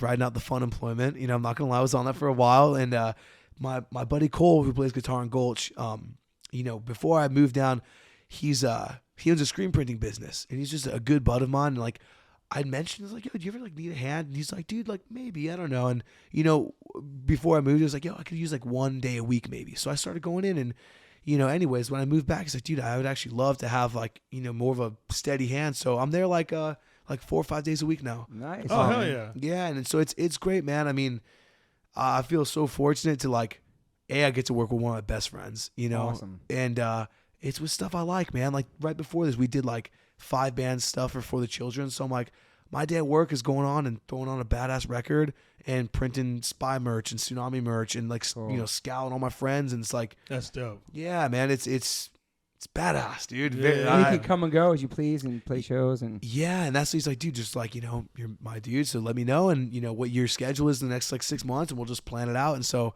I'm in a very lucky spot, man. So I still do that. Yeah. That's awesome. And you guys you've been to Europe already, right? Europe once, yeah. So one time. When was that? Recently? Yeah, this last summer. Yeah. So you guys did Outbreak, right? We did Outbreak. Yeah. We went out with Vane and Higher Power for this summer. We did go to the festivals. And now we get to go back with you guys, man. Higher Power's dope. Dude, they're rad. They're the raddest dudes. We did it felt proper. The last tour we did before COVID was with them and Take Offense, and it was on the West Coast. Okay. And dude, and that's what we didn't know. And like all of them, it was funny. The dude's like, it's like, I feel like shit, mate. I don't know what's going on. Like, you know, and so we didn't know. We all got COVID on that tour. None of us knew what it was. It was before it was like a thing. Oh. It was literally it was January like 5th of 2020. So right before, and so like, and we were worried, you know, like the dude's like, yo, I've never missed a set. I can't believe I have to like sleep. I can't play tonight. We're gonna go one guitar. I literally can't stand up. And so we're like, dude, what's going on? So then come to find out, it's like, dude, we all got hit with the first wave. Holy shit. Yeah, dude. So it felt cool to go back on their turf and get to play with them again, you know, after, and we did UK and Europe. So it was Was that a long tour in the summer? It was like 3 weeks. Yeah, Nice. it was rad, man. I mean, just total, just like I don't know, I don't know if culture shock's the right word. Just new. Everything was just new, and it felt a good reaction over there. Kids fresh. were stoked. Dude, you know they were, man, and you know what? Be real, it was a very humbling tour. You know, like the fests were cracked out. All the festivals we played were just insane. Yeah. And the shows, you know what? It was like not bad, but just we got spoiled. We had been spoiled from where we were at, and it was nice. I'll be honest. I was like, damn, you know, I haven't really sang a whole set in a long time. I mean, usually, I'm just doing the extension all day, throwing the arm out and singing You know, along. it's crazy for any listener that knows nothing about hardcore. That sounds so crazy for a singer to say. I never really sang a whole set. Because you have that microphone, we have that, and then there's like going back, like because we're like I was talking about how like we're like germ collectors. Oh, dude, we hand the mic out, people spit on it, then we put it back on our mouth. And that's what we do. We collect. It's crazy to think about. Like we do that. Damn. You know what I'm saying? Like I bring my own microphone, but it doesn't matter. Like I told Rusty, it's like, why are you bringing your own mics? Because they're still spitting on my own mic. It does. I wash it off every night, or you spray it with Lysol or something, right? It's crazy, bro. Yeah, dude, it's nutty when you think about that, man. I mean, that is insane, right? Yeah. Some kids grab it, they lick all over it, they give it back to you. I'm like, bitch. No, you can't do that. You can make like a microphone condom thing you put on it, but still, I don't know. Yeah, it's strange, man. And that's the thing. It's like, I mean, like this. Yeah, the little foam cover, whatever, dude. Doesn't it's like, matter. it's. I don't love know. it though, man. Yeah, I love it, and it's funny, man. You know, like, I know at least at first, the first tour we did was the first, like, show Vax card and like masks on. I was like, dude, I don't know. I'm just gonna do what I feel comfortable with and what I, and hope, everyone's cool with it. But it's like, Were you going in the crowds and shit? Oh yeah, dude. I was like, man, I don't know. If I get sick, I get sick. I'm not gonna. Me personally, it's like for Drain, it's not the same thing. I'm like, dude, I always say it's like, dude, Drain's 3 dudes on stage and then playing instruments and then like 100 kids singing. 100 singers. And so I don't know. I get sick occasionally on the road. And that's probably why it's like I'm usually the first to get it because I'm on the front lines. But it's like, I don't know. I got kids jumping on me or whatever. You know how it goes. No, for sure. I saw the other night. It was fucking crazy, man. Dude, it was badass. I'm not gonna lie. Like lately, the last couple of shows, and I'm forcing kids get up there. I'm like 8 clicks. I'm like, this is it. This is how you're gonna die, dude. You're gonna fall. There's you're all gonna. Of a sudden anxiety kicks in. Yeah, and I'm like, you're gonna die. Yeah, you're gonna die to your own damn song. And I'm like, all right, so be it. Here we go. Kids up there, and I'm like, dude, I love it though, man. It's fucking awesome. Yeah, dude, and it's like.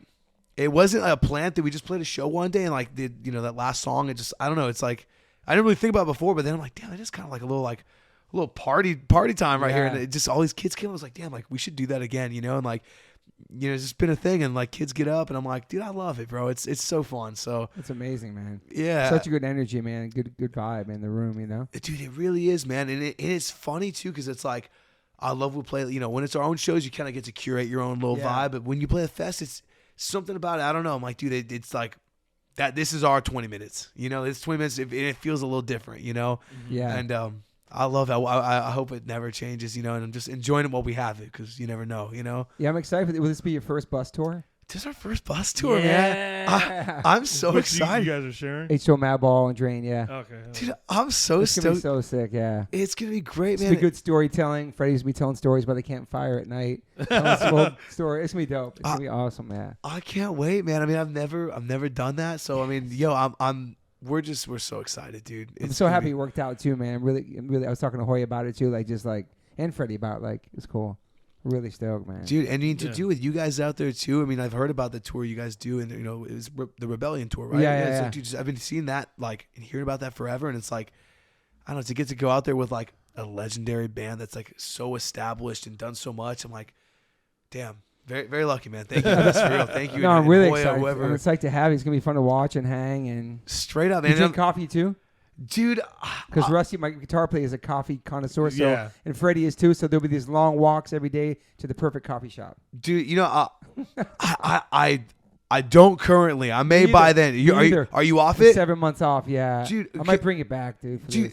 Yo, I'm in the same boat. Can I ask you? I don't know, not to derail. So crazy. Is that why you stopped? Yeah, it makes me jittery. It fucks me up, bro. Dude, okay, but you don't need it, dude. Yeah, I don't need it. He don't. With us, he's got energy. You're fine. You're fine. You don't need. I don't need it, bro. I drank a decaf the other day. It tasted pretty cool, but You don't need caffeine, bro. Neither do I, man. Yeah, dude, I'm not fully caffeine free. I rock a little tea in the morning. But I too. I'm yerba mate tea. Yeah. So on the Europe, what's the Euro one? The Club Mate. I don't really care. That Club Mate one's a little crazy, but I drink tea, dude. I've been on it, man. Like I never drank coffee, and our drummer, he's the coffee dude. He's like a roaster right now. It's his job. Oh yeah, Rusty was too. Yeah, dude. And so I would go there like to the coffee shop and like, can you do like a blended frap? He's like, no, dude, here's black cold brew. Like, just drink this shit. And I'm like, then I loved it, dude, years. And then all of a sudden, like, I can't hang anymore, dude. I don't know what happened. Really into it, right? Dude, loved it, dude. It was like, I became like if I don't have it before like 10 a.m., like the day shot type dude, where it's like, I'm going back to bed, So how long have you been off coffee for now? Now, honestly, about 7-8 months. Yeah. How do you feel? Dude, I feel great, man. I'm not gonna. I hate that I feel that good because I'm like I love it.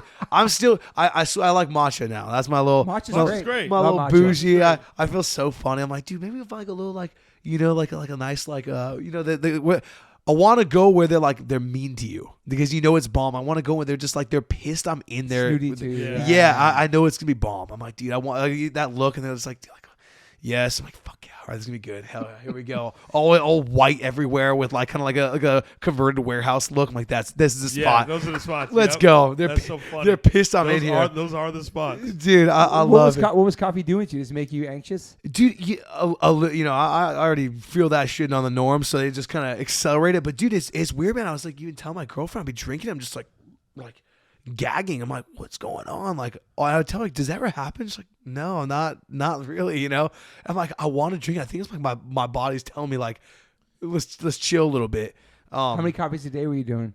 Like 2 in the morning, like about 4 a day, 4 a day. Okay. Yeah. Wow. Okay. Yeah, dude. Yo, that's a lot. Yeah, dude. We got 1 a day. Yeah, see, and that's the thing, man. I think it's the same with drinking, man. No moderation. Why? No moderation. I can't. I'm just like, dude, I want to go. Yeah. That's our thing. Me and my drummer, like, dude, let's just like get jacked up, bro. Let's buzz, We're just like shaking. I'm like, I can't stop peeing. I don't know why.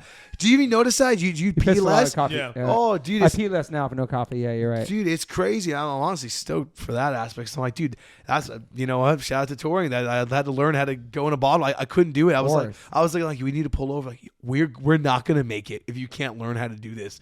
Because it's like, yeah, it's crazy. But yeah, dude, it was like TMI on the podcast. But yeah, they call it cock shy or whatever. Yeah, you don't be able to put your dick out. Yeah, I see you do it. My wife would piss in big gulp cups in the van back in the day. That's gangster. Like that's gangster. That's like expert level, dude. In the van, dude. Shit. See, you have to do it though. The piss bottles, man. Dude, it's part of the shit. But you fucking hate it, but it's real, man. It's true, man. You don't jug it. Yeah, when you go on tour, it'll happen. You know what I mean? I fly on a plane. Doesn't matter when you're in the van with your fucking band, bro. Oh, with my band. I thought you were talking about comedy. I was like, I'm on a plane. Dude, you should come with us. You should do Europe with us. There you go. Pop in. There we go, man. We're gonna have a bathroom on the bus, man. Let's go, chilling. Dude. One life, one chance on the road, man. There you go, dude. The road series. There's all. Yeah, pissing in bottles. That's fucking. Yeah, it's part of it, man. Yeah, fucking.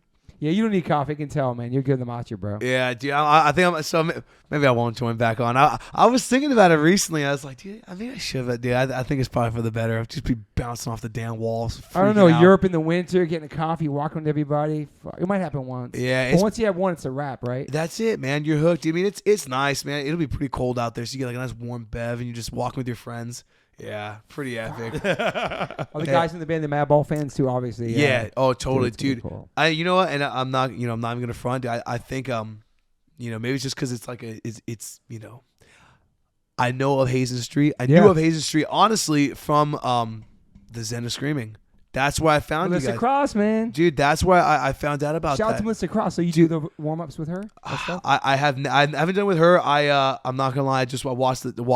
Someone uploaded it to YouTube. Whoever uploaded YouTube, shout out. I was never on there, and I never bought it. And I'm just like, I watched it on the deal, and I'm like, damn, the dump. All right, let's try. Let's see what we can do. It's made a big difference. I still I might shout at you before a set and see what's up. Yeah, it's crazy. You said her name. I hit her up yesterday. Emailed her.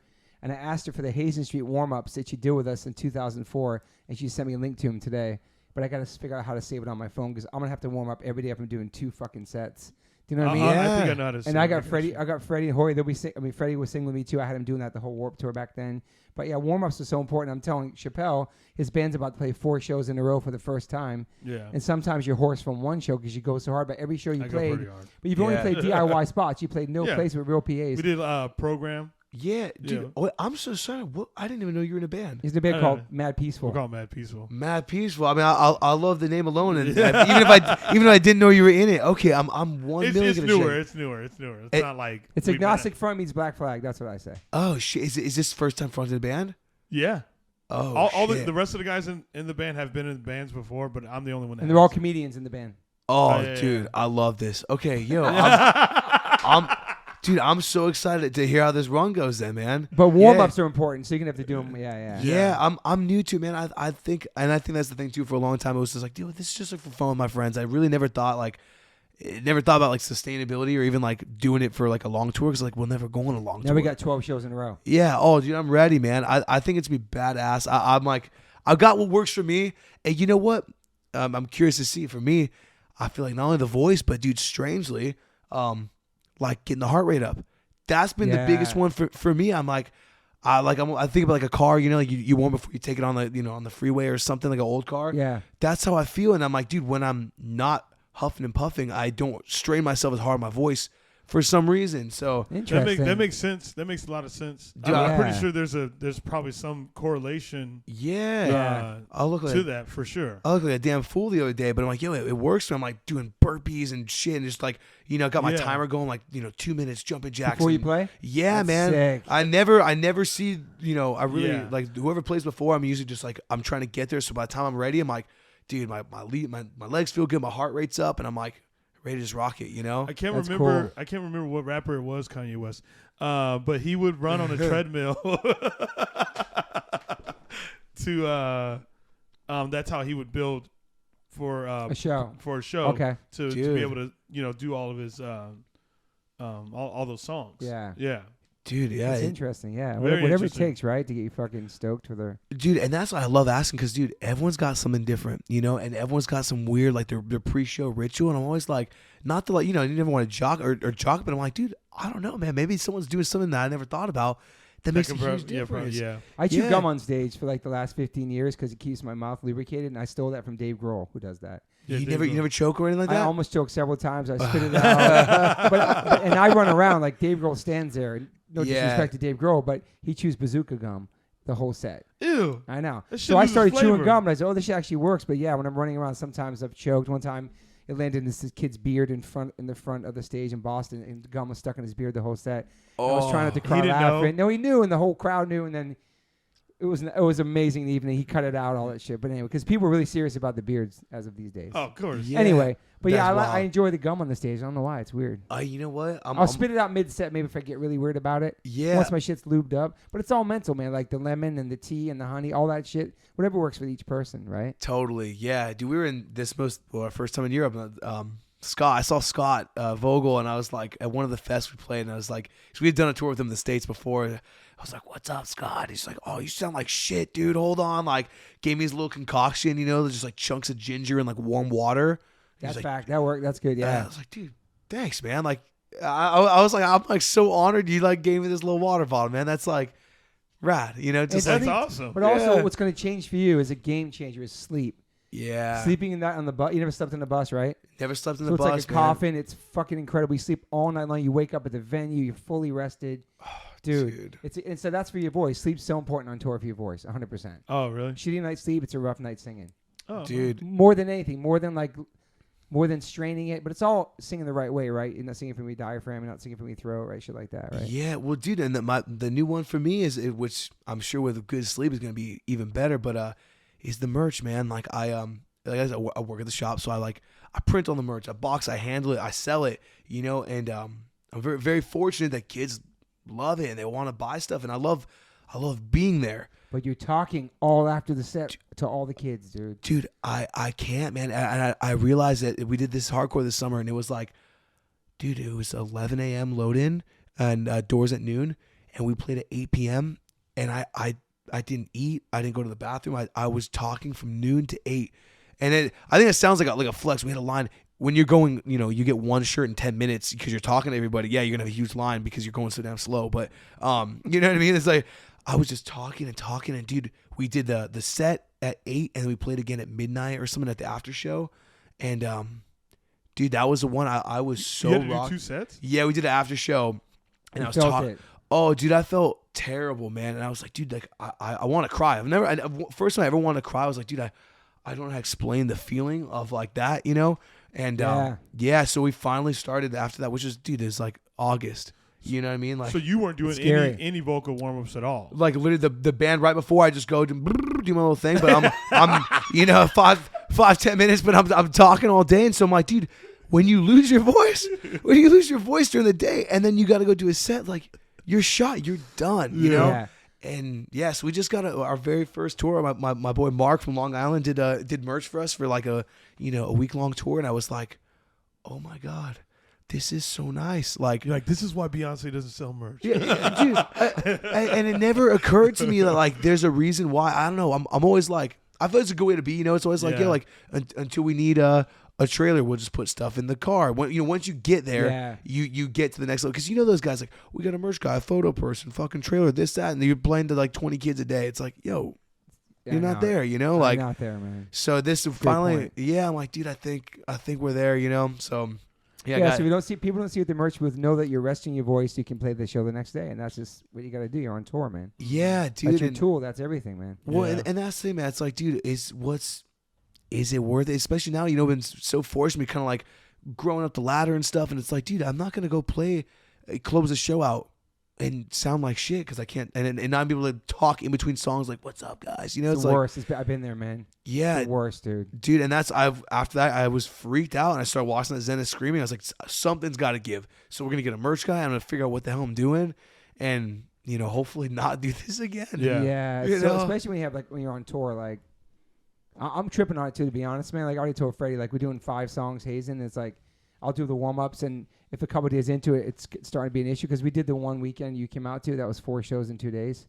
Oh, with House of Independence and just depending how the tour Island. is going, like that's a lot of singing to do. Then do a full H2O set and then have the same voice the next day. Yeah. So I'm gonna do serious warm ups, man. But it doesn't matter when you do warm ups. So one thing I learned from Lisa Cross, like if you had warmed up in the morning that day at this hardcore, you would have been good the whole night. Doesn't matter when you do them, as long as you do them.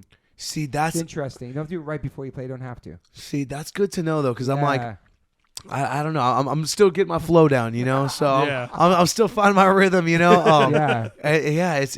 nutty, man. You're welcome to warm up with us on Toby Fun, dude. Thank you, man. I love in that. A cypher, like in a circle, and I put it like on a speaker, and we'll fucking just. Oh, and Rusty does it too, right? I had Hoya doing that shit, bro. He couldn't make fun of us, but he'd do it too. Yeah, but Freddie would really do it. Like we do it for sure. Like. Dude, it's important, man. It is, dude. Thank you. I'm gonna for sure take you up on that. You're trying to blow your voice out in the middle of a tour, and then you're fucking Europe. That's I'm stressing about it right now, and it's not till March. That's when I'm gonna start. If you do your warm-ups, I'm gonna start doing warm-ups in fucking February. To be honest, I'm gonna start singing in February. Yeah, running through the songs, whatever. Yeah, well, dude, it's important, Yeah, I mean, for you guys, you're both doing double sets, that's where I was going was just like that's my family. But I'm really excited to see Hazen St, man. I really am. Thank you, man. I'm excited because I saw you guys. Well, seen H2O. I think only once at the This Is Hardcore the first show, the Friday night. Oh, it was a while ago, right? Yeah, or this most recent one. You guys played after Tsunami, I believe. Yeah. So. Oh, you were there that night? Yeah, he was there too. Yeah, I was there too. Yeah. We like rolled in just like Rise of Stars. We were like kind that of was a hard one. In the that back, was hard. Yeah. That was like a whole day playing 11. Like the first night, that was a rough, man. Oh yeah, because they had all like so many bands playing that. Yeah. Day. And you guys were the late one. Oh, you guys were the last band. Yeah, that was hard. Yeah. Yeah, geez, we tucked in the back and we just split right after. But yeah, man, Europe's a different world, man. Yeah, dude, I'm so jacked, man. I'm so excited. I am too, man. Can I come? Yeah, you're welcome to come out. Yeah, you can come out. I can. I got tour dates. All of March? For comedy, yeah. Okay. I don't know about that, man. Actually, I don't know about that. One of the months. I don't know. Heck yeah, here we go. What do you guys have coming up before that? You have a lot of shit coming up? Dude, so we got that FY festival in the beginning of January. Yeah. And then I'm stoked for that. And we come where's that one at? That's Tampa at this shit. just like a hall, yeah. Wow. So we're doing that and we come home and do a quick video and then we go to Australia. So we're doing I think it's 10 shows in Australia with Comeback Kid. Nice. Yeah. So I'm pumped. Oh yeah, I Love saw that. Comeback I Kid. saw that. Yeah. Shout out to Comeback Kid, man. Shout out to Dude, Comeback shout Kid. out, man. I'm so That's stoked. gonna be a exciting, fun man. one. Wow, Dude, and you know what? Not for nothing, but I'm a baby, bro. It's cold, man. I'm so excited to go be in the summer, Australian summer. You know, like I was like, I'm down. I was stoked regardless. And then someone's like, you know what? They're like on the opposite, like, you know, time of the year. That like December's the start of their summer, and I was like, holy shit, let's go. So I'm pumped, man. That's cool. you head out for that soon? Yeah, real soon. We're like about a month after Christmas. Yeah, then we leave like the 13th of January. Oh, yeah, okay, so yeah. we're like, Have you been there busting- before, Australia? Never. Damn. Never been, man. Yeah, That's so exciting, man. I'm real pumped, man. But yeah, we start rolling out this new album in like early February. You know, start like the singles and stuff, and that's set for like a May. I think May release. Yeah, so kind of just gearing up. We got our run with you guys, and then after that, I think we're in Radius Clause territory. I think where we like can't do things in those cities. You know. Okay. I think that is so. I mean, I'm hoping as these singles roll out, we'll start getting some supports. But then the summer, you know, I can't say a ton, but the summer's like stacked now. Just it's getting booked right now. Yeah, just awesome, like all man. like all our solo or like headline stuff just on this record. We're just kind of taking it everywhere. It's cool. So, you have a name of the record? Can you say it or no? I do. I can't say. Okay, I'll that's tell fine. you after. But yeah, it's all done. Everything's good. dude, it's Okay. done. Yeah, I mean, honestly, we did it in May. You know, it's been done for a while. Shit. It's Damn. about a full year turnaround. They're like, dude, you know, we could probably drop it in January, and we're like, you know, like it doesn't make sense. We can't put a record out like the middle of winter. We gotta wait for like the summer. I know that's like kind of funny, but we're just like, dude, it doesn't fit the vibe. You know, we gotta wait till it's like that. You know, drop it right in spring and just have that be everyone's summer record. And we just hit it hard in the summer and just get after it. So yeah, That's awesome. And that's on Revelation too? that's on Epitaph. Oh, wow. Wait, I I was realized gonna- that. yeah. Oh, that's right. Okay. Yeah, which I didn't realize you guys had 2 releases, right? Yeah. Dude, I didn't know that until recently. I'm like really stoked about that. Damn. And you guys had a good time on Epitaph, right? Great time, man. Dude. Great time, Brett Gerwitz, man. It was like one of our best parts of our careers being with Epitaph. That's so rad. I just got to meet him, man. Okay. We like it's because we met during COVID times. So I met him on Zoom, and I was like, "What's up, man?" Yeah. So we just got to meet a lot of the staff, which is like so surreal because we're like kind of in the moment of like it's done. We've So you been went to like the office on Sunset? yeah, we went to the office on It's Sunset. been there forever, dude. Yeah. From back then, yeah, man. It's awesome. Dude, it's so much sick. history, dude. Yeah, I mean that's like just first couple musical interest in general, pre hardcore whatever. It's just Green Day and Weezer, Pennywise, and, all that stuff. Pennywise, dude, like insane. So much. It's a list. Descendants, dude, Rancid. forget it, dude. I'm so stoked. So yeah, so That's awesome, man. thanks, man. Yeah, so that's our first thing. We put like a single out a while ago off that was going to be on this album, but like we did it like a long time ago. So this is like kind of feels like the first like I don't know, big thing. So I'm really excited, dude. I'm real proud of it, and I think people are gonna dig it. So I'm just stoked to see what Is there happens. anything different styles of singing or different things you tried on this record that's Yeah, Okay. we got some. There's some surprises on there. I feel like side A is like a little bit more like what people are gonna probably expect. Or not expect, but they're what we play live and that kind of sound. And then side B's they got like some wild cards. So I'm really pumped for it, man. that's awesome? Yeah. Where'd you guys record it at? So we recorded it back at the Pit with Taylor Young, and then we got it mixed with a dude named John Markson, who's in New Jersey, yeah, dude, we're so stoked on it. We're so Awesome, pumped man. on it. So you're playing some new songs on the Rebellion? Yeah, actually, yes, you're right, because that's in March. So yeah, we'll have Damn, I just realized I think we'll have 2 new songs out by then. Okay, sick. Whoa. Okay. So damn. I mean, I love what we've been playing, but we're all just really excited. course, It's yeah. that feeling. So Add some new songs into the set. yeah. Damn. Okay. I didn't think about that. So yeah. you won't start playing them out to probably on that tour in Europe, right? Yeah. I think. Wow. That's awesome. Yeah. That's awesome, yeah. I just realized that. That's Do you like so playing sick. new songs in the set? You know what? Okay. So It's tricky, man. it is, man. That's the thing. I think like prior to this album coming out. Like we played LDB in 2020, and it was a set full of songs that weren't out yet. They're all on this Okay. album. You know what I mean? So it's like kids are popping off, but they don't know what to pop off to. They don't know it Yeah. well enough yet. So right now we have like 1 unreleased song that's in our set, and it's funny because kids are like singing along to the words, and I'm like, dude, just from live videos. Like Oh, that's cool, man. We've been playing it for a sec now, but it's like it's just crazy how that works. But I know once it's out, you know, I really do. We want to wait till we start putting songs out to do it because I love when kids sing along. They know the parts, and you see them like, oh, like the big part's coming up. Let's go. They're building up to it, you know. That's cool. Yeah. So that's awesome. I'm juiced for that though, man. That's gonna be. It's so interesting, sick. like when a band plays a new song, because like comedy, you just do a new joke. People are like, "Funny is funny." Yeah. It's like interesting. But what's cool you just said that didn't happen in our generation, that kids can watch that song being played live and then know it when they go see them live. That is true. Because we had before the internet for us. You know what I'm saying? Yeah. That's really cool. It's wild, man. You have to drop a single, they see a live video on YouTube or something. Oh, straight up, man. Like I've seen, you know, local bands, you learn like, oh, like there's like a big mosh part here. But like when kids are like, you know, picking out lyrics, I'm like, dude, that's wow. That's crazy, man. Like, so I'm stoked and to it's get like it no out. lyric video, is there? No, not yeah. So I'm just like, dude, That is crazy. Yeah. Right? Wow. I mean, you're a deep dive. You fucking know, though. You know that shit. People love a band. Yeah. They watch all their shit. They fucking dissect it. I watch everything. And they'll dissect it. Like know, you might know like a shirt Kurt Cobain was wearing it at some live Lollapalooza show in 1990. I'm really good at that. It was scary, but like in the 90s, like, right? Like, yeah. Yeah. I know. I went to that museum in Seattle. Oh, you got super emo over there. I remember that. Yeah, there's a museum in Seattle. It has a bunch of like they have a grunge exhibit.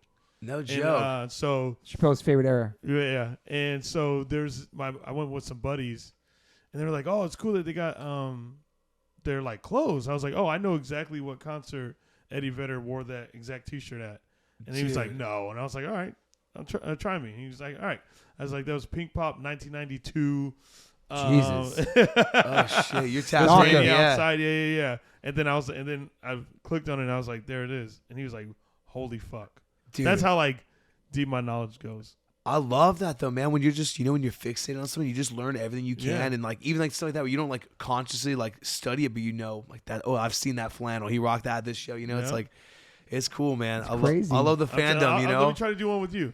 Oh shit. Philly recently. Oh my god. Okay. Oh no way.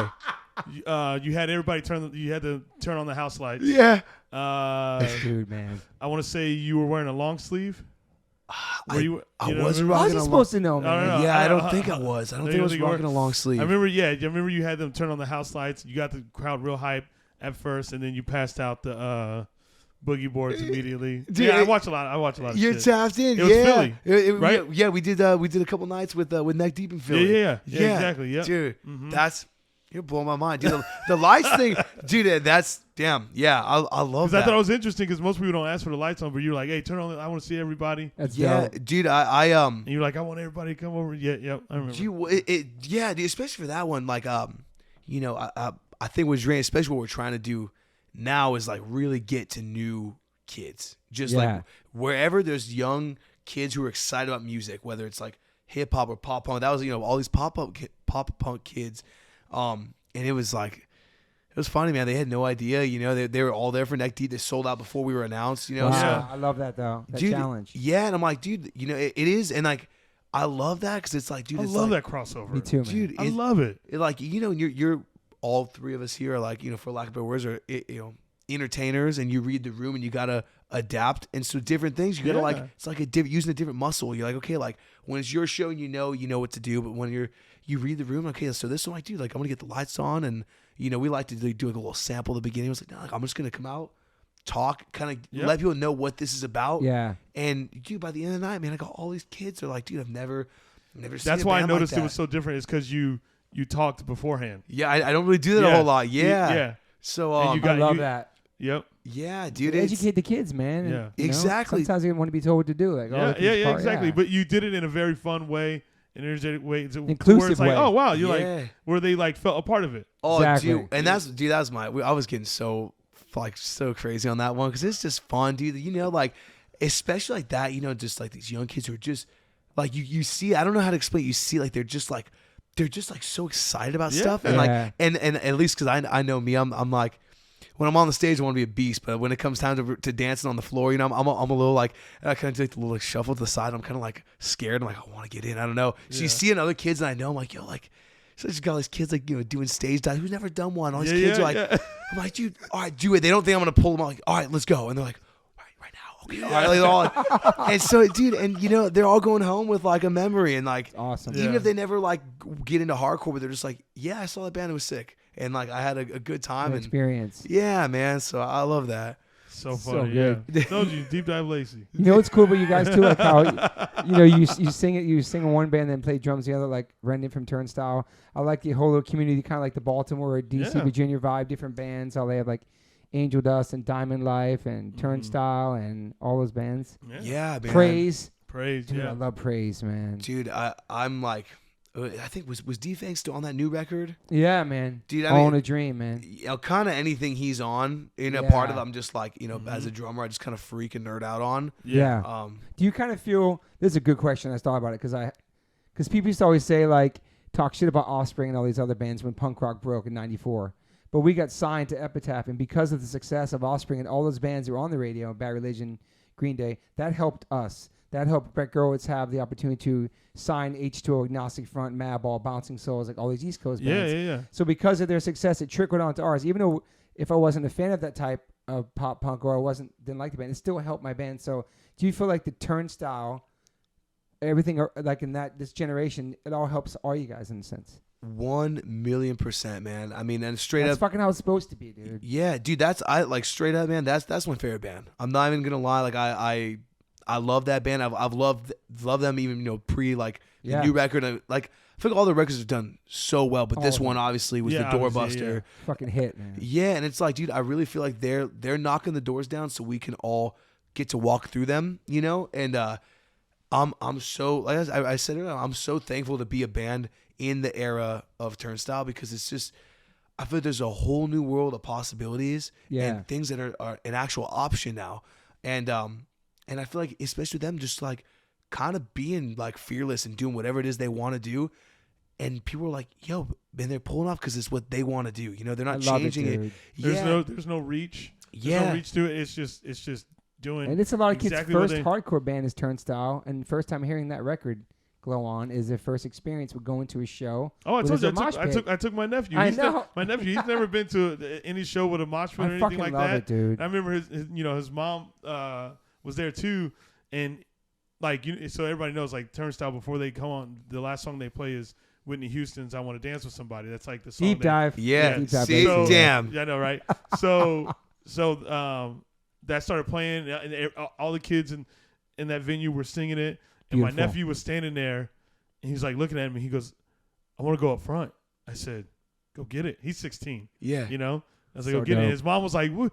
I was like, "He needs this." Yeah. I was like, "Trust me, he needs this. He'll be fine." I was like, "He'll be fine, but he needs this. Like he's never had this. Dope. Let him have it." And I remember after the show, like I'm getting chills thinking about it because he was just like, he was sold right then and there. Yeah, that show like single handedly probably was like that was like the shift in the life. It's like, all right, like this is gonna be a part of my life now. I want to be like I want to do this and be a part of this. Yeah. 100%, man. Mm-hmm. And there's so many diverse.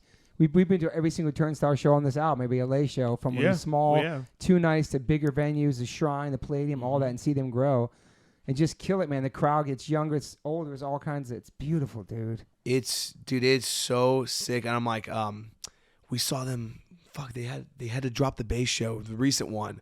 They did like 2 nights in the Bay. They had to drop, but they still did the LA ones, I think. Yeah. You're right. Yeah. Yeah. So I didn't get to catch them on this most recent one, but we saw them on the last leg when they came through the Bay, and it's just like, yeah, man. I don't know. Just like it makes it's like watching someone do like exactly what I want to do like in their own way, and it's like it makes me I'm like, yo, like, we're on the right track, and it's like it's okay to do what you want to do, and like. I don't know if that makes sense. And to not pigeonhole yourself. Yeah. And like, dude, seeing exactly like, I feel like they've been at the top in like the hardcore world forever. And it's like, now seem just at the top of just the general music world. It's like, dude, this is so insane. They're in a different realm. Like they're like playing with Smashing Pumpkins. I saw like all these different bands, different festivals. Deftones. High on the Bill. Like, dude. Demi Lovato showed up to their concert. Yeah. Billy went to the show recently. Insane, man. And it's like, I don't know, like I've met those dudes just like one time in passing, but like the coolest dudes, and like we did a tour, Take Offense, and the tour we did with Terror, they had Greg from T.O. filling in. Martine was out, so it's like it's so cool to be like, damn, like that's a dude just like us that we've been on the road with, and seeing Greg up there, I'm just like it makes me so happy. You know what I mean? Like, man. And dude, no one deserves it more, man. That's like one of the most amazing guitar players of our generation. I think Greg's a beast, and it gets me so pumped, man. It's awesome. See, on was it like I don't know which one was the first late night, because they had the other dude on Seth one. Meyers. I think Seth Meyers was the first one. I think they had the other dude on that one. Yeah, maybe it was Jimmy. Just seeing like Greg's up there and it starts on Mystery. He's got like, just like the Iron Cross necklace on. Like, dude, this is judge tattoo. Yeah, on his the arm. judge tattoo. That's hard. Like, dude, I love it. Some kid's gonna be there and be like, huh. What's Judge? I want to look that up, because the guy from the band was wearing it. I'm gonna see what it's all about. We're rocking it, forever. It's just epic. I know one festival was like on the big jumbotron. Like if we saw him, This Ain't No Picnic, maybe. Oh, This Ain't No Picnic. But they show him rocking, and right on the whole thing is this Judge on. Judge. Like, I was like, oh, this is. So Meanwhile, sick. like the festival had like that one girl, Phoebe Bridges. Yep. You know what I mean? So it's like who would think that. With Turnstile, what they represent, and then seeing the Judge tattoo, and then next Phoebe Bridges is on stage, which is completely different than like obviously Turnstile and like Judge, but it's like it's cool that like next show Phoebe Bridges like X'd up playing guitar. I know, Yeah. I But say, you never know who's listening or watching, man. you really don't, man. And that's, dude, like it's crazy because I don't know, Scal, my team, dude. Yeah. You got Post Malone rocking a Scal tee, Dude. It's like, dude, the sky really is the limit right now. It is, man. And I don't know if it was like that in the past. It wasn't, and for my generation, it kind of wasn't. It kind of, I mean, we always But did. you guys had crossovers. Yeah, like we were in the Onyx music video. Like you guys. I was before H2O, but you know what I mean. Oh, that was before H2O. Yeah, just like being. Yeah, that was a roadie. But I'm just saying, like for us, like we were like. People hated on us for opening up for New Found Glory or going on tour for Sum 41 or signing to a major or opening up for Boxcar Racer. But I love those tours, and I love the challenge of getting out there and winning people over. Like you said, I love that. Yeah. Because you can preach to the converted all day long, and I love that too. Like all the shows we did in basements and CBs and all that. But then we started going out, like opening for the Boss Tones, Life Changer. Like how to be a real band and be respectful on tour and be there on time and do your sound check and fucking don't anybody's catering and just be adults. You know what I'm saying? Like be young in that world. You know what I realized glad we when, did that, when it comes to those crossovers, I'm like, if your band is good, people will appreciate it. It doesn't matter like what your sound is. A lot of times, too, you're spreading a different message because it's like, you went on the road with Neck Deep. Yeah, you know what I mean, like it's completely different. Skull and Limp Bizkit. Yeah, Skull Insane. and Limp Bizkit. Insane. I mean? Yeah. Madison Square Garden. Dude. Even as far as Madball and Limp Bizkit, you know what I mean? Like True. that's Yeah. it's just different. But like, I think if your band is just good, if the product is just good, I think people will always just appreciate it. So like, I don't think and I think that comes from the world of the musicians who decide that. I don't think it's the people that are deciding whether Drain and Neck Deep should tour together. I think that's musicians like kind of making that choice, and it's like it doesn't have to be like that. You could play a show with fucking New Found Glory. Yeah, why not? Great. It was a great tour. You know what I mean? Like, I bet, man. All those the boxcars, I bet every one of those was fantastic. Yeah. And the kids are excited to see something or see something new. They're not Yeah. not saying they're jaded, but like how hardcore was way back then was different. But it was just seemed like a lot of people had the blinders on. Now it seems like anything goes. Yeah. You know what I mean? Turnstile's a hardcore band to me. Other people might say, oh, they sound too much like 311. I fuck with 311. I love pop music. Yeah. I love all types of music. And to hear them put it all into one and fucking kill it and make it their own, it's beautiful. Yeah. You know what I'm saying? Straight up, man. And dude, like, and it's funny, those Neck Deep dudes, cool as dudes. They're even saying like, dude, thank you guys for wanting to play. A lot of people don't want to do this kind of thing. And I'm like, damn, that's like I'm thanking you because I can't believe you could ask anybody. And you asked us, a small band that these kids don't even know, And it's like, dude, like, I mean, what? But think about it, like people in that audience probably like Drain and also like Neck Deep. Yeah. There's a handful of I love crossover, Black Flag, but Oasis is my favorite band. Yeah. You know Do what I you mean? allowed So to like all and other so things? like Straight like, up. That's just the way of the world. And if it was Black Flag and Oasis on a lineup, I'm there. Yeah. You're stoked, man. Yeah. Is there something you listen to that people that love Drain will be like surprised that you listen to, like a certain type of music? Like what's your something Oasis? like obscure or something like poppy or? Damn, I mean, I feel like I'm pretty basic, man. Pretty basic. To be honest, dude, I'm pretty basic and pretty all over. Like, I mean, dude, I really do like, I like a lot of stuff, man. I love, and honestly, Grateful Dead. So that's one thing where it's like, I guess, see, the thing is, with Drain, it's funny because it's like, I feel like I can kind of say whatever and people are like, yeah, that makes sense. It's like, I don't know. I mean, I love surf rock. I love That's Dead. cool, man. Honestly, if anything, it's funnier that, you know, like the real like heavy, like beat down bands. I think for some people it's funny, like a couple of dudes, you know, like just like, you know, scary ass dudes this weekend, like, damn, that's crazy. You got a Built Upon Frustration shirt. I would have never thought you liked that band. I'm like, dude, I know, man. I know I'm throwing beach balls out, but I do like that, you know, like, but yeah, dude, I mean, I really do love like a lot of that, like kind of like garage, like surf punk stuff. That's As, cool, man. You know, and like that, it was on like that Burger Record stuff. I have like a weird soft spot. I know a lot of people hate that shit, but I just love it.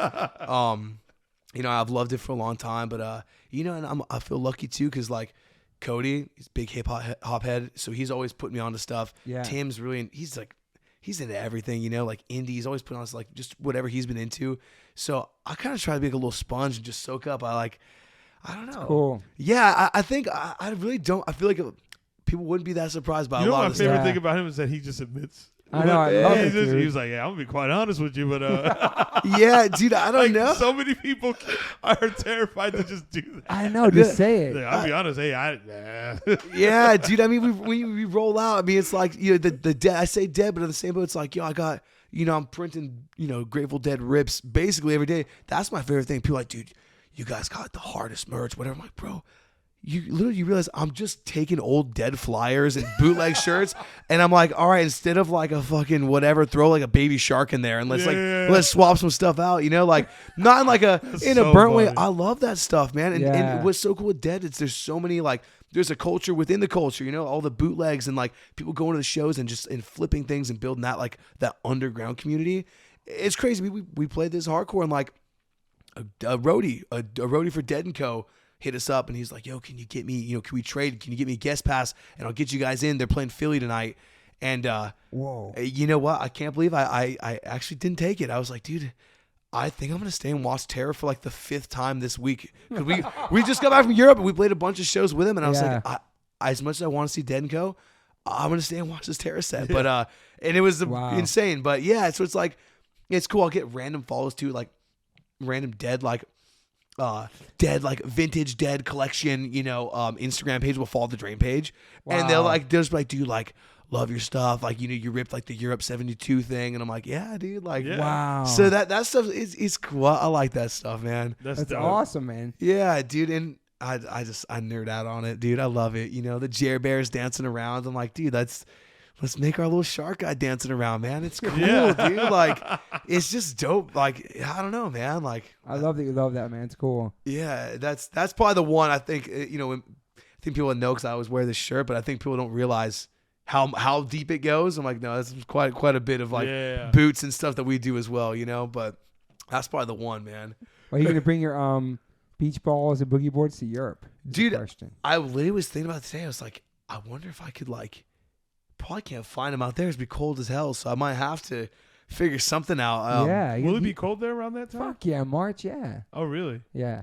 You should bring it, man. I think it'd be cool. I would love to, man. I mean, dude, yeah, it's funny. I feel like I thought the big European crowds would just be stoked on that too, man. Like, yeah. In a strange way, that's like the one thing I did pick up on out there. I feel like everyone was just like, just for the love of music. You know, there was no, at least the vibe I got. Maybe it's not the case, but I feel like everyone was just, there was no like social club or dude. They're just a bunch of That's true. like dudes just like me and my friends, you know, just being weirdos with their friends and having fun, and like it was so cool because we, you know, I never I was doing merch, but those big fests, they, you know, a lot of them have like their designated fest seller, you know, count you in, so you merch. Exactly. Which at first I was like, oh, I don't know about that. Then, oh, dude, this is sick. Walking around, just chatting it up with people I met who are just like all stoked, just like us. And I'm like, dude, you guys are rad, man. They're just here for the music. They just want to freak out and go crazy during the set. But like, they're just regular ass kids, man. It was awesome. I love that. So I think they'd be stoked on the balls. I'm gonna have to bring it out. Yeah, dude. California style. Have you made your own before, like Drain balls? I haven't yet. I just got to connect on it though. So that's where I'm like, okay, next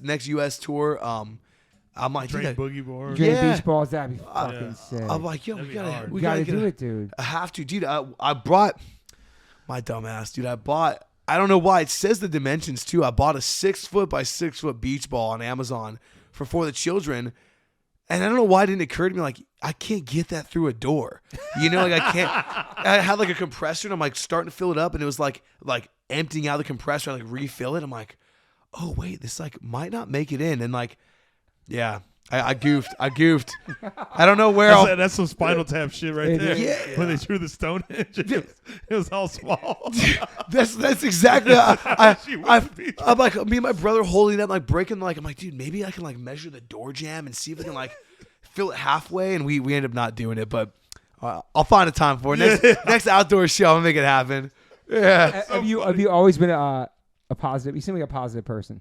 Dude, you know, I try, man. I try. You know, I try to be okay. You have good positive energy. Thank you, man. Well, Yeah. dude, coming from you, that means a ton. You know, I feel like I have been. I do. I think I try to be like a realistic, positive dude. Yeah. Which I think sometimes probably comes off like I'm not. I'm like, no, dude, like you can do whatever you want in this world, in your life. You got to work your ass off. I think that's where a lot of people, at least in my little experience in this stuff, was like, I really want to do this.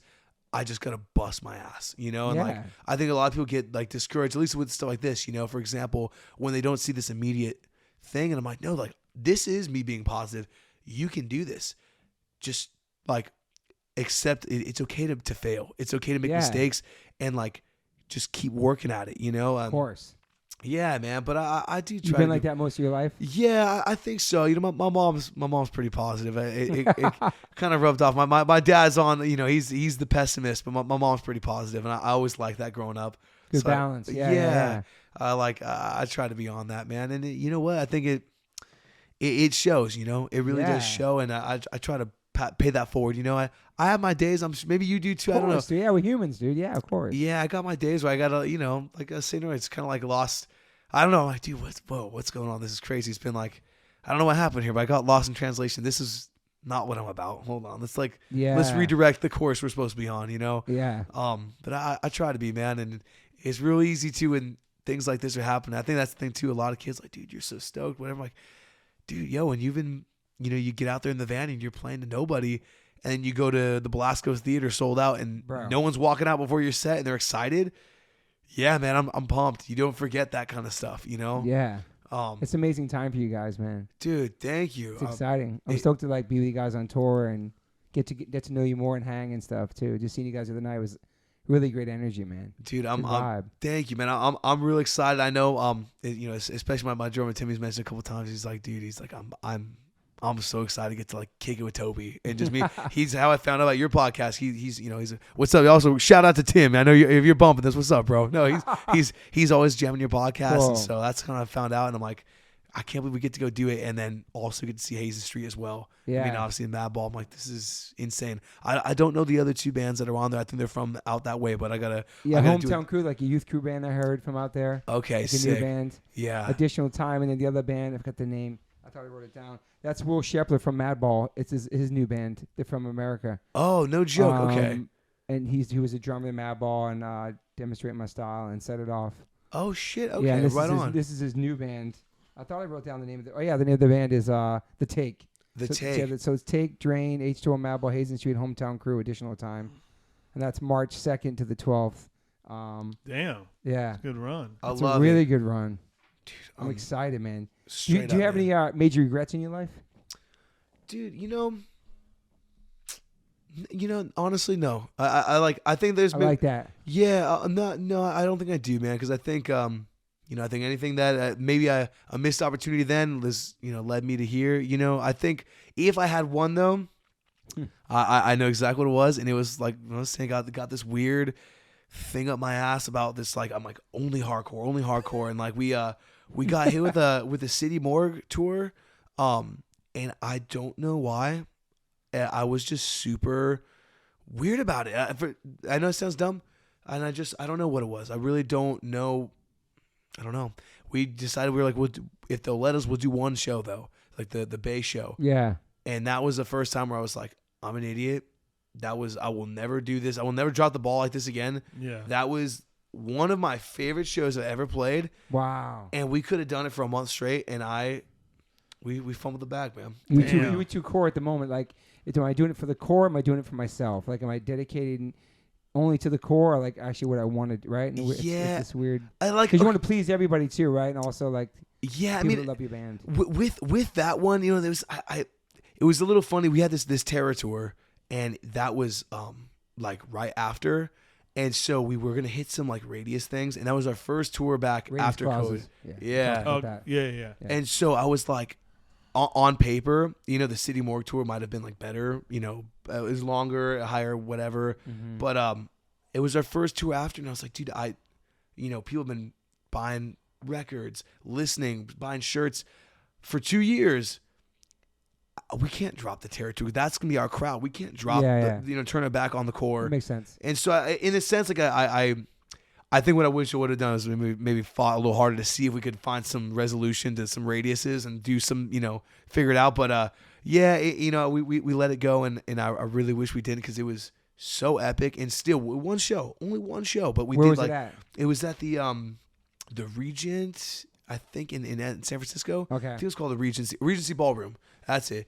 And Great crowd, yeah. Dude, great crowd. And still, you know, and that was the first time where like I always knew I wanted to get in front of like new kids. So I don't know why I don't know what I thought, but yeah, the kids are coming up. I'm like, dude, is this record all like that, or is there like hip hop on it too? I'm like, no, this is what we sound like, you know. Wow. And they're like, dude, like we've never seen like a rock band, you know, with guitars. And I'm like, whoa.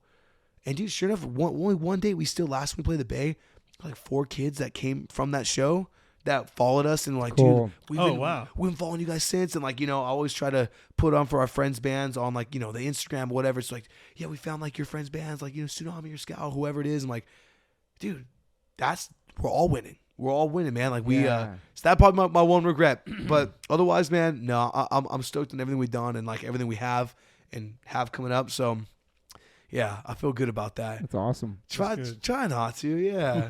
Yeah. You have any daily rituals? Not. You running still? You know, not as much as I like to. I've been crazy how that happens. You know, things start going real good, and then all of a sudden, like, damn, this large shirt's feeling real tight, man. I got to figure this out. I'm all pissed off. It's funny that I wear this. You know, a lot of kids like, Sam owns 3 shirts. I'm like, shut up. I know. The other ones don't fit me right now. I didn't throw them away, but I got to get back there. These ones are a little bigger. So, lately I've been on those. What is it? The HIIT, high intensity interval. The HIIT training. Yeah. I pull up my YouTube, and in the morning I try to get on a HIIT. You know, I've like been off like a month now. I missed like 2 days. I've been trying. Pretty gnarly. Do they HIIT? Yeah. HIIT training? Yeah. Because it's all circuit. It's like, and it's not long. Like it's not like an hour workout or anything like that. It's like 30 minutes? Is it no weights or is it just body? minutes? You can do both. The low ones I would do Yeah. mostly body. Yeah, like 15 to 30. It's pretty much a full body workout. Yeah, But it's a lot like it HIIT because it's like the heart rate. Okay. You keep the heart rate going. It's like you ever heard of Orange Theory? No, you never heard of that? Oh, it's like these gyms where they Okay. it's all like training that it just keep your heart rates up the whole time. Yeah. Yeah, so it's like, 40 on and 15 seconds off, and you do it for 20 minutes. Yes. Damn, dude, I'll be smoked after. But I've been trying to do that. So lately it's been that and trying to get on the cold shower tip. Yeah. So it's a little. Hey. Yeah, you on that? I got an ice bath in the backyard. Dude, so you hop it. Do you like hit something before and then we you have hop the in sauna there? and the cold ice in the back. Yeah. Oh, dude, it's crazy, man. I'm new to that. I start warm. I'm not gonna lie, I start warm. Then I get down. But I'm just like, It's dude, good for you, man. like seeing stars. I'm like, dude, this is crazy. And then after that, like, all right, now it's time to go print some shirts. I feel like a new person, Totally, dude. Totally. That's how we feel every time we do. You feel like re-energized. You feel it's such a weird vibe, man. I don't know. I love it, man. It's crazy, man. Yeah. So I think that's the thing too. I'm like, all right, it's been a month. I'm like, dude, I don't really have any like end goal. I'm just kind of want to make this a part of like my new Lifestyle, thing. Yeah, man. Make my little tea.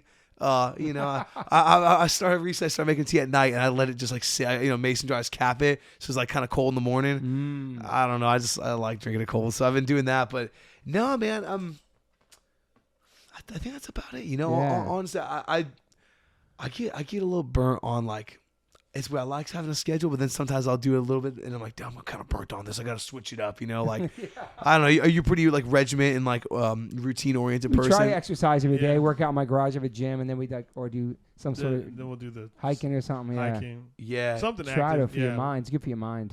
Dude, well that's the big one. I mean, aside from that, is there a certain do you cook every day, or you on? Nah, like eat out every day too much. I suck at cooking. Yeah. I gotta step it up, man. Terrible cook. I know.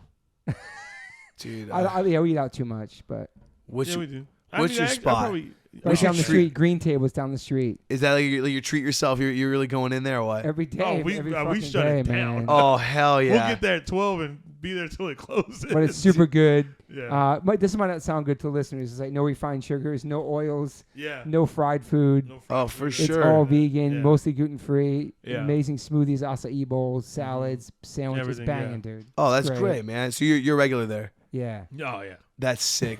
We're regulars at a lot of places. Dude, I love that. And one more question: how much time do you spend on social media? Is that a part of your life? Like, you answer DMs, you look at comments. Do you let one negative comment fuck you up, or anything like that? No. Okay, so I spend more time than I like to. I'll be honest. I love his honesty. Yeah, man. Dude, thanks. 100, bro. Always. I try to, man. I just recently learned you can do. I think it's called like focus on the iPhone. It's not even an app. It's like on the phone, and you can set like time limits. Oh, yeah. So I stuck to I was on it for a while, man, like 10 minutes a day for my socials, and it keeps track, and then it closes the app, and so so basically you can't use it. Whoa. Yeah, it can stops you from using the app. I mean, you the can only bypass. way you can use it again is if you bypass. Yeah, it gives you that option, but That's for the pretty most cool, part, it does stop you. It's like, oh, all right, your 10 minutes is up, boom, and that's only get like 10 minutes a day. Well, you set it to what you want it. to. So if you set it to like, all right, I'm only giving social media 10 minutes. And then boom, it'll. I like that. So yeah. doing that? So I do that lately. I'm not gonna lie. I fell off that quite a bit. I've been. Well, it's funny, man. I'm like, I don't know.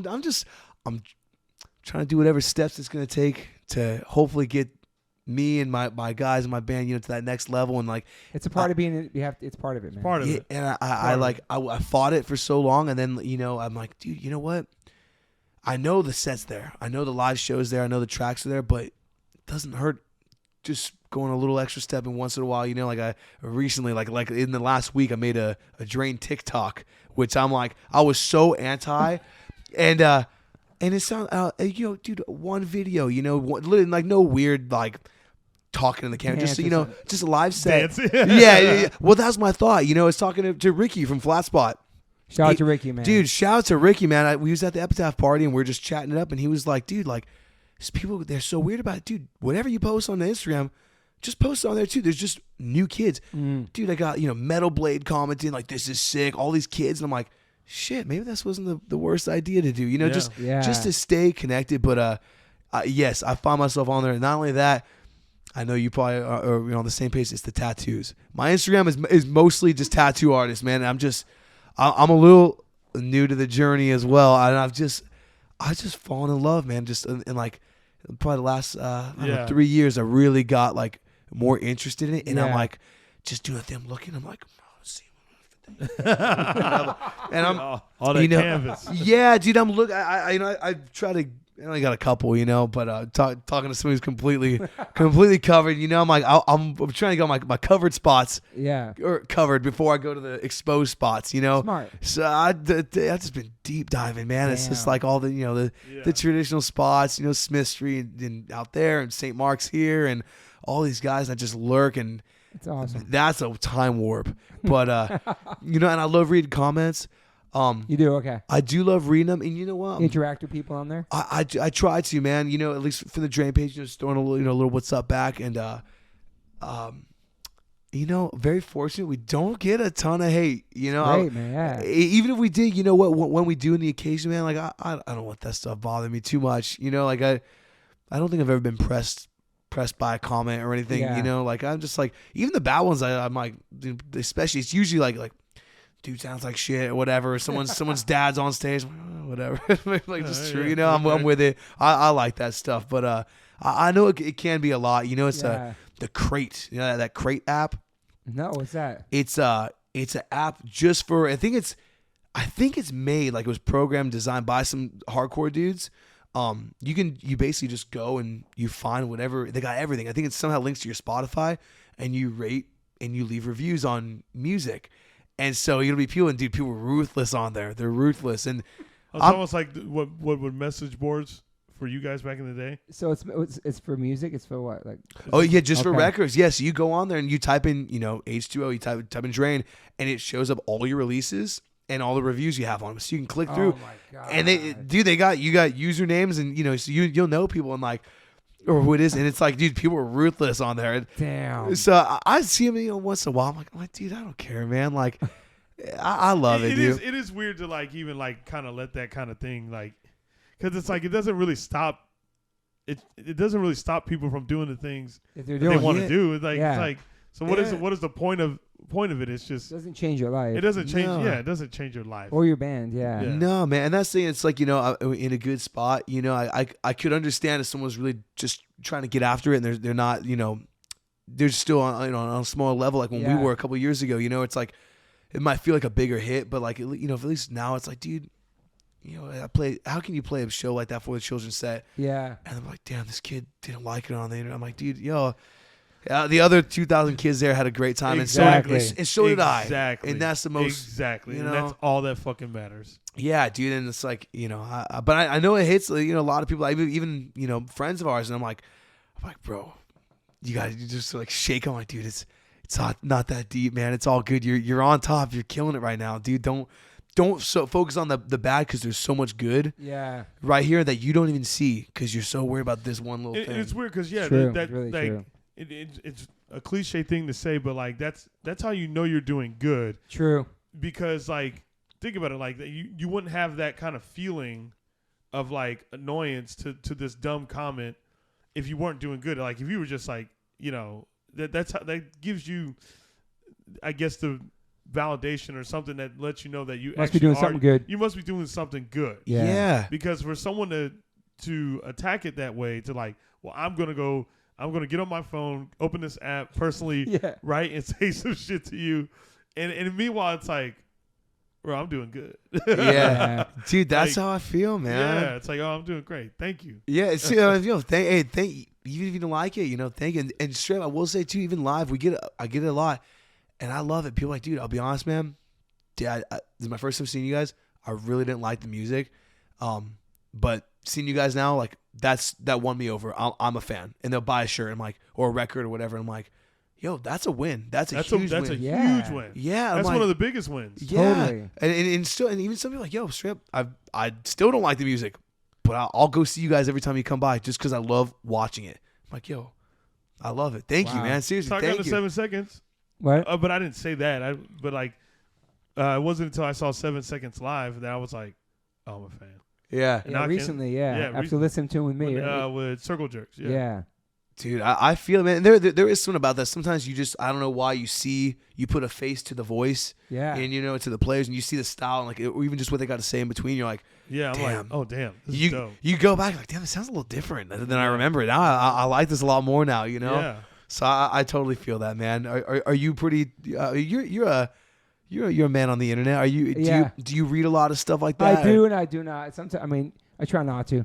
I get too emotional for the internet sometimes. I read stuff and I don't read stuff. Yeah, but usually it's all positive, pretty positive too. But then you get the one that bothers you. But I'm learning how to like. That's the thing. Yeah, majority of it, like when majority of it's positive, and then that one motherfucker that just has that. It's like, you son of a bitch. Yeah. Like a private account or like a bot or like no photo in the picture. Then you're like, all right, whatever. Yeah, dude. I mean, and I think I'll be honest. This is just my boy Tim. He mentioned, he's like, dude, Toby said this, and I don't know what episode it was, but it's like, dude, you've been doing this for how many years, and people will say whatever, but never to you, to your face, ever, never. dude. And it's like, dude, that's the realest that's the real thing. reality about it too. It's like don't ever say nothing to your face. Yeah, and that's why it's like, and I love it because I'll be honest, I see stuff online. I sometimes I know who the person is. Every time I come, hey, what's up? I'm greeted with a hug, and I'm like, dude, I don't let that bother me. Kill him with kindness, dude. Yeah, for sure, dude. Dude, and you know what? I'm cool with it, man. I'm like, man, like, it's all good, And people want to talk a lot, but no one's gonna say it to your face, Ever. and therefore, no one's gonna stop you. No one's gonna stop you from doing it, dude. As long as it doesn't stop you, then hey, that's a win, dude. Actually, I got kind of a random one. All right, this maybe it's more of an off-air question, but you played in Santa Cruz. Yeah. Was there anything crazy happen when you played in Santa Cruz? What year? It was your early H2O years. Damn. It may be off the part we could talk about. I don't remember nothing yet. Oh, okay. You heard about something? I heard something. I was like, damn, that's crazy. Okay. We'll talk about that. Yeah. I don't know what he's talking about. I don't. Let me think. In the 90s? Who do you play with? You know? Was it Good Riddance or something? Or? God, that I don't know. Okay. Yeah, that I don't know. We'll talk about it after because maybe you can tell me because I remember. Now I'm interested. Hell but you know, yeah. Chris, one thing drives me crazy when I see people talking about shit of people that we all know that are not ones to fuck with on the internet, and they would like people from our scene, like New York. When I see people popping shit about those people, I'm like, yo, are you fucking crazy, bro? Like, if you ever saw this person in the room, you'd fucking run out the other side. You know what I mean? Like, oh yeah, people that we know, legends and shit like that. Like, yeah. are you guys crazy, bro? I mean this in the most. That just makes me crazy. I mean this in the most respectful way possible. but a fan doesn't know that person. They'll never know like the real person. They'll never know that person. I remember I told you this last time when someone wrote something to me online that was kind of out of pocket to where it made me respond to where I was just like, "Are we friends?" Yeah. And then he said something. Right. He goes, "No, I've just watched you for hours on podcasts, so I know you." And I go, nah, bro. I go, in comparison, I was like, hours. You said hours. Yeah. What about the years of like that my family and friends of the 30 plus years that they've known me? Like, what about that? Like, that doesn't even match to the hours that you've listened to me on a podcast. So like, and I get it. Like he thought he did. Yeah. But in reality, like, no, you don't. You know what I mean? Like you see all that I do. That's cool. Like you see the entertainment side of me, but there's another side of me that you just don't know who I am. Yeah. You've seen hours of things that I allow you to see. I allow you to see. You know, and not that, not that everyone's got these crazy skeletons in the closet, but it's like, yo, it's just, I totally know what you mean. Yeah. I will be honest, I got a weird thing about that. At least in the world I know of, like the celebritization, if that's the right word, of like people in bands and stuff. And it's just like gotta be probably the last thing I ever got into hardcore for. Yeah. Where I'm just like, damn, dude, I don't know. People, and I know people put you up in some places. They don't ask to be there sometimes. Yeah. You know what I'm saying? Like, it's like, people have this perspective of you that's not 100%. Nobody's ever going to 100% know any of us on the internet. Do you know what I'm saying? But they have a perspective of you and they think that's all you are. And people go by perspective of a person, not really actually wanting to meet them and talk to them. You see one layer of me. One layer, yeah. You see one layer of me. 100%. And that's hard because you do have to be on there promoting podcasts or music or whatever you're doing, and you put yourself out there, you show the world yourself. I'm diehard Henry Rollins all day. Yeah. But I would never sit there and go, I know that guy. Yeah. You know what I mean?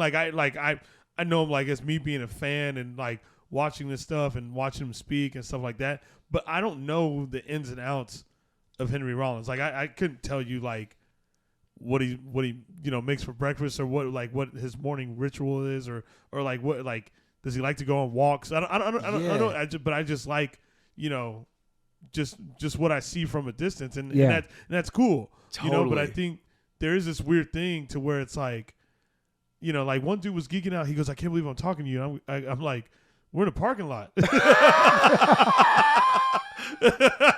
Yeah. We're not at the Grammys or something. We're in a fucking parking lot. Dude. You know what I mean? Like it's like we're humans. We're all humans. Yeah. I was like, you're cool, man. It's all love. Like he goes, oh man, I just can't believe it. Yeah. It's crazy, man. And I don't know. I think maybe just like I said, the TikToks, the social media is it's funny, man. And half of it is like at least for my world, a lot of younger kids, like I had the one time there's this kid, he tweeted me like, hey, at Sam, I hope you're having a great day. And I'm like, oh, I don't know who this kid is, but she's nice. And sometimes you click on it, so I know what this kid looks like. And you see him at the show, and he comes to the table, and I see him like, hey, what's up, man? And he's just like, can I get a large? And so I'm like, oh, and I was like, wait, aren't you that dude who like, he's like, yo, I hope you have a good day, whatever. He's like, yeah, that's me. I was like, you're not even gonna say what's up, bro? Like, I thought, what's up, you know? And he's like, oh, I don't know, man. I'm like, no, dude, what? Yo, I'm Sam. You're so and so. It's great to meet you, bro. Like, you know, not a weird. I'm like, yo, this is how you just say hello to someone. Just shake their hand in person, say hello. You know. But that's kind of like the thing that makes people not. That's the kind of fucked up people being social. I think social media itself, like people don't know how to react in real life to people. Yeah. Oh, and totally. they feel so comfortable online saying stuff. Yeah. Good stuff, bad stuff. And then when they see that person, like, holy crap, they're right there. It's like, now what? Yeah. That's all they know. A lot of kids that's all they know is social media, man. It's fucking crazy, man. Yeah. It's crazy, man. It really affects how humans talk to each other, I think, and I don't know, interact. Oh, totally, dude. I mean, and like, it's just fun. I was a little late to like the social side. I didn't get like an Instagram or Twitter till like a little older in life, or whatever. Which is great, man. Yeah. Yeah, and it's just, I didn't get texting or I don't know. I just it's funny. Like I don't know. The technology is there. I didn't really. Anyways, it's funny though. You know, especially now meeting people and like, you know, there's a guy like, yo, can I call you? I'm like, on the phone. I'm like, yeah, dude. I'm not gonna text you right now. Like, let me just hit you up. You know, like if it's a quick thing, you know, for sure. Yeah. But like, and it's funny. People are like, dude, you know, you're the only dude who calls me just because you're like driving. You have a long drive. I'm like, is that weird? I have a 6-hour car ride to Santa Cruz from LA. I'm like, go, you know, call and check in on people. See what's up, man. I do the same. Yeah, I love that stuff. So. I know my son was telling me like people were like in high school they would just text, but if you call a girl or a boy if you're interested, that's too personal. Yeah. Like to get on the phone, hear each other's voice, that's too much. You keep it text. Yeah, but that's just a different world, man. It's just different than how we grew up, you know. Yeah, it's nutty, man. I don't know. Maybe I'm wrong and the world moving the right way, but I'm cool with that. You know, I'm like, dude, I like that. I'd rather be that way, and you know, I like that. You know. But yeah, as far as the internet's concerned, the people that are listening are like.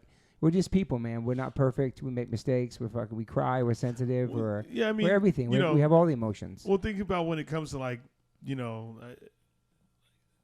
in a cancel type of way. Not like I'm not bashing it or whatever, but you know, a lot of people's disappointments because they've almost in a sense invested their life in a way. And don't get me wrong, rightfully so. There's some people that like a lot of times when someone's just saying some shit or whatever, and you know, like we may say some shit sometimes that may not fucking be the correct thing or be the right thing, but like we're learning just as like we don't have like all the fucking knowledge. Answers. We don't have all the fucking answers. So it's like, so people get disappointed. I can't believe they said that, and it's like, well, you forget I'm human. You know what I mean? Like you know, don't get me wrong. Rightfully so. There's some people that where you're like, you're just fucked up. You're fucking crazy. You know, not crazy, but like, you know, it's fucked up. But I think when it comes to just like simple shit, sometimes I think people just find this disappointment because they've almost like invested their own life into this other person. And I thought about that. I remember I was driving in like the middle of Texas, and I was just watching, like just looking at people like, you know, working in, you know, their farms and all this shit. And I was like, these people live a life to where they don't even know like anything of that nature. Like they like, you know, and I think a lot of times, it is beautiful. It was beautiful. It was like cool to like really experience that. Really off the grid. Because I think, you know, a lot of times like we think our world is the world. You know, like something happens in our world, we think it's like the biggest thing, and it's like, and meanwhile, when you think about it, someone probably down the street is like, "What the fuck? I don't know what that is." Yeah, you know what I mean? Like, I always think about that. It's true. When things go down, I'm like, "Oh well, that's not the world. Like this is just a small portion of something. Like it's not the world." But we make it seem that way sometimes. It's true. It's straight up, man. And I love getting like new perspective. And I feel like it's crazy. I've lived in Santa Cruz now for 10 years, you know, more or less. And it's so nuts because every single time when I leave and I come back to, you know, my hometown and stuff, I'm kind of like, I just realize, like, damn, like if I'm ever tripping on something, like, most of the time that shit does not matter, you know, and you see other people and like, you know, I don't know, maybe it's just me and my friends up there, you know, we're all kind of doing this general stuff, and I work with band related things, so I'm really around it a lot. And like, you know, like my dad, all my friends back home, they're all like longshoremen, you know, working on the docks, and I'm like, damn, you guys actually like bust your ass, you know what I mean? Like, and doing like just things are I don't know. It just seems different. You know what I mean? No, yeah, it's true. 100%. Yeah, you know, 100%. I explain stuff, you know, whatever. I'm like, oh, like whatever, some pit beef happened at some show, and like they're like, the fuck are you talking about, dude? Like, cares. What's pit beef? and I'm like, yeah, what am I talking about? Nothing actually. It doesn't mean anything. Yeah, But it's Because there's really, people that just wake up every day. I gotta go do my 9 to 5. You know, then I gotta make sure I'm home on time for the kids because I gotta make them dinner. And I get like people live a life that's their life. yeah. So a lot of times we think this thing that goes on. Think about the people that come to see us. The people that come to see us, a lot of them are working class people. yeah, You know what I mean? Like we're not performing for like billionaires. no, We're yeah, performing for work. Think about it. Like we're performing for working class people. So they're a lot of times they're probably just there. Just they want to experience Got this some night steam with off, you, yeah, and man. probably have no clue about some beef in between of some other Yeah, world. It's like yeah. I bought a They just ticket wanna because I have want to fun. see your band play. Or You know what I laugh. mean? Or Yeah. laugh, or I don't know. I always look at that. You know, it's a very important thing to think about as an entertainer. It's just that like, yo, these people are like working class. Like these people are just trying to. It's like, oh my god, I got off work. got my babysitter. I got my babysitter. Mhm. I was able to take Dude. able to take the night off to go to this show. Like that's a lot of times. Yeah, we're almost in a sense someone's escape, but like we have to understand as entertainers that like, yo, these people are just working class people. Yeah, dude, and that's why, man. Especially like with where I'm at, it's especially a lot of younger kids who are just so stoked. They're soon to be probably working hard. Yeah. They're kids in school. And I'm like, Yeah. dude, I remember that, and I feel like I'm pretty good at like staying in check on myself. Yeah. But I'm like, dude, that kid who's got like that's his last $20 for a shirt or whatever it is. Yeah, I'm like, man. dude, Yeah. thank you so much, man, for seriously, because you could be here, you could be giving money to any band here, or you spent your money to get in this door. That's the important thing. All this shit, I tell them, I'm like, yo, this shit doesn't matter. The shirts, that shit doesn't matter, man. You're here. Yeah. That's the important. Thank you for being here, It's awesome. and try to reflect, like, yo, I'm gonna give this the best I can, everything I have for these people, and hopefully give them that much better of a day, and hopefully they'll be like, damn, I think I want to do my own band, or I want to do this because they're still young in life. A lot of them, they're just getting their gears going. Yeah, it's sick, man. I love that, Yeah. man. Just try it. Well, it sounds like you're doing everything for all the right reasons and because you love it. That's and good. Yeah. I'm really stoked for the journey of Drain and see what happens next Yeah. with your record and to tour with you guys and everything, man. Dude, Yeah. thank you so much, man. It's an exciting time right now, an exciting period of time, and I'm excited to see it all unfold. And this next year, 2023, is gonna be a very big year for us. So Good deal. I'm going in stoked, and I'm very excited to see what happens. And thank you for keeping hardcore alive, man. Dude, thank Really you. appreciate it, man. Thank you guys, man. Thank you seriously so much for laying the foundation and letting us just like keep in your footsteps. Thank you, Yeah. man. It means a lot, though. I'm really excited for the world of music, especially hardcore around the world. You know what I mean? And to Yep. see you guys playing Europe too is exciting, man. Really stoked. Dude, I can't wait, man. Straight up, I cannot wait. Dude, I appreciate you for taking us and for having me here, man. This was great, man. This is fucking. Where can people find you to do the Drain?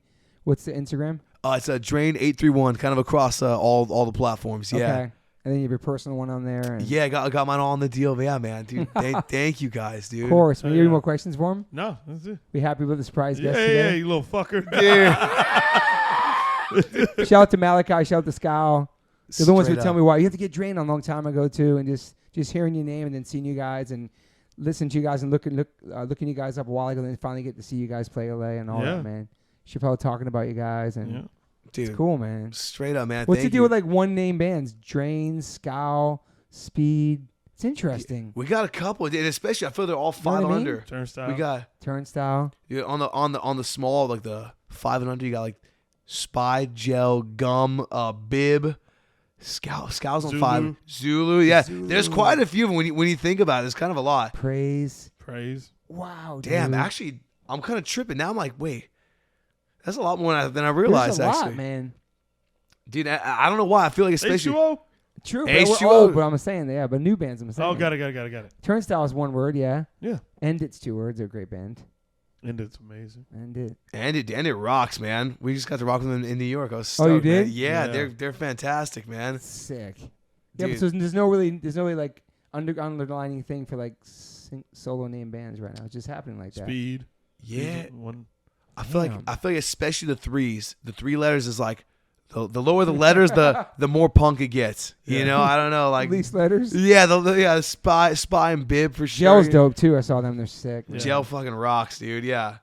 Wow. And shout out to Flat Spot Records too, man, holding it down right now too. Straight up, man. Flat Spot is crushing it. Really like, crushing it, man. Every Everywhere. release is like another hit after another hit. Ricky and Shay, dude, they got their finger on the pulse, dude. They know. Yeah. And they know how to get those bands right to the right place in front of the right people and shit. You know, like they really do. Oh, dude. They really do. I love it, man. Like that Speed video, the new Speed. I don't know if you guys Yeah. watched it. Oh yeah. Yeah. Like thinking about it, well, you know, was I talking. think Luis did that, right? Yeah, Yeah, Luis Luis did Shout out to it. Luis, man. We love Luis, man. Straight up, man. And we were talking about this Epitaph thing, and he's like, dude, like, think about like the big picture. Right now, that's dope, but like even 5-10 years from now, when you look at that was the day after Sound and Fury. You have all these artists from all over the world. You got Rob Brigade from Colombia posted up inside the Cadillac or whatever the car is. You know, it's like, that's really special. That's going to like age really. It's cool now, and it's going to age really well. You know, epic. I love it. Malachi's on the crutches. Yeah, Malachi's on the crutches. Dude, I saw him the day that happened. I went. Homie from Zulu's in there too. Yeah, dude, Braxton's going in. Yeah, I love it, man. Yeah, it's really epic. It's an amazing community, man. Yeah, I'm stoked, very stoked to be a part of it and just get to meet all these people and like not only play but just get to build friendships and stuff. You know, like it's sick. You know, I feel like lately we've been doing a lot of shows on the Northeast, and like I don't know, man, I just love it. All these like Koyo, shout out to Koyo, nice question. Let's Dude, go. Yeah, I saw about them too recently. Yeah. I Dude, showed you them. They're great, sure. man. They're just like, I don't know, just dope people. And like we had like did a couple shows with them. They were on those Neck Deep shows too. So we're like, which we've never done like a residency. It's like 3 nights the same venue in Philly. So we're just like, sick. Post up, dude. Like you guys are staying down here. We're right here. Let's like meet up. We'll get lunch, hang all day, just do stupid shit. You know, it's like, damn, man. I feel it as like I hear like stories from guys like you. It's like you make these lifelong connections. Yeah. And I'm like, damn, these are like, I feel those all being made, and it's like I've had those for a long time in my neck of the woods with my guys, and it's so cool that we're like as we're leveling up and growing, we're making these new connections with people. And it's like, damn, you guys live in New York, and I see you like once a month now. It's crazy, It's the coolest thing, man. I'm just humbled and stoked, dude. Shit. Let's go. I can talk to you for hours. We're going to be talking all the fucking Europe too, man. I'm stoked, man. I can't wait, man. Straight up. Thank you guys, man. Yeah. Thank you for being here, Thanks man. for being here. Dude, thank you guys. And thank you for everyone who's listening, man. I appreciate you all and all the love, man. Keep supporting the pod. Hell yeah. The next time you hear from us, we might be drinking coffee in Germany together. Dude, I might be fucking Donnie from Wild and Thornberries. Bouncing around. OG reference. All right. Thanks for listening, everybody. Hey, guys. Peace. Yo, what up, Sam? How are you? How are you, brother? What up, dude? I'm hanging, man. Just getting ready for this tour, dude. We were just practicing ourselves. That's why I kind of like lagged on the time. I looked. Oh my god, I'm supposed to call Toby at 1. No, it's all good. So, my bad, brother. So for the listeners, this episode's out right now, and we're both flying from California to Europe today to start our tour in 2 days. So for the listeners, we're very stoked. I'm stoked to hang with you, play with you guys in a couple days. And I just want to check in. I saw you just got tattooed too, right? Dude, who does that? Yeah. I was going to say, who does that 2 days, 3 days for a tour? Dude, hey, shout out to my man Carlos from Rob Brigade. Dude, he's, dude from New York, who's like, Rob Brigade. Yeah. Yeah, dude, he's from, he was just doing a guest spot here.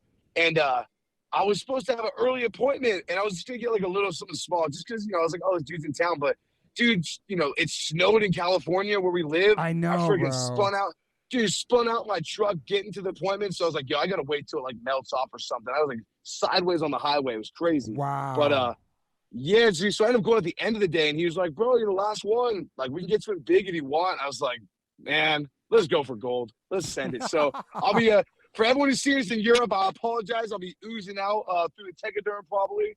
My bad. Hope we don't get any plasma on you. But, yeah, man, I'm ready, dude. I've been in send it mode, man. Like, I hate that term, but, like, just fully sending it lately, dude. It's been, like, ready to go, man. I know. I'm excited. Yeah. I think your Tegaderm would be good, like, in Fort. You'd be good to go by the time you play, for sure.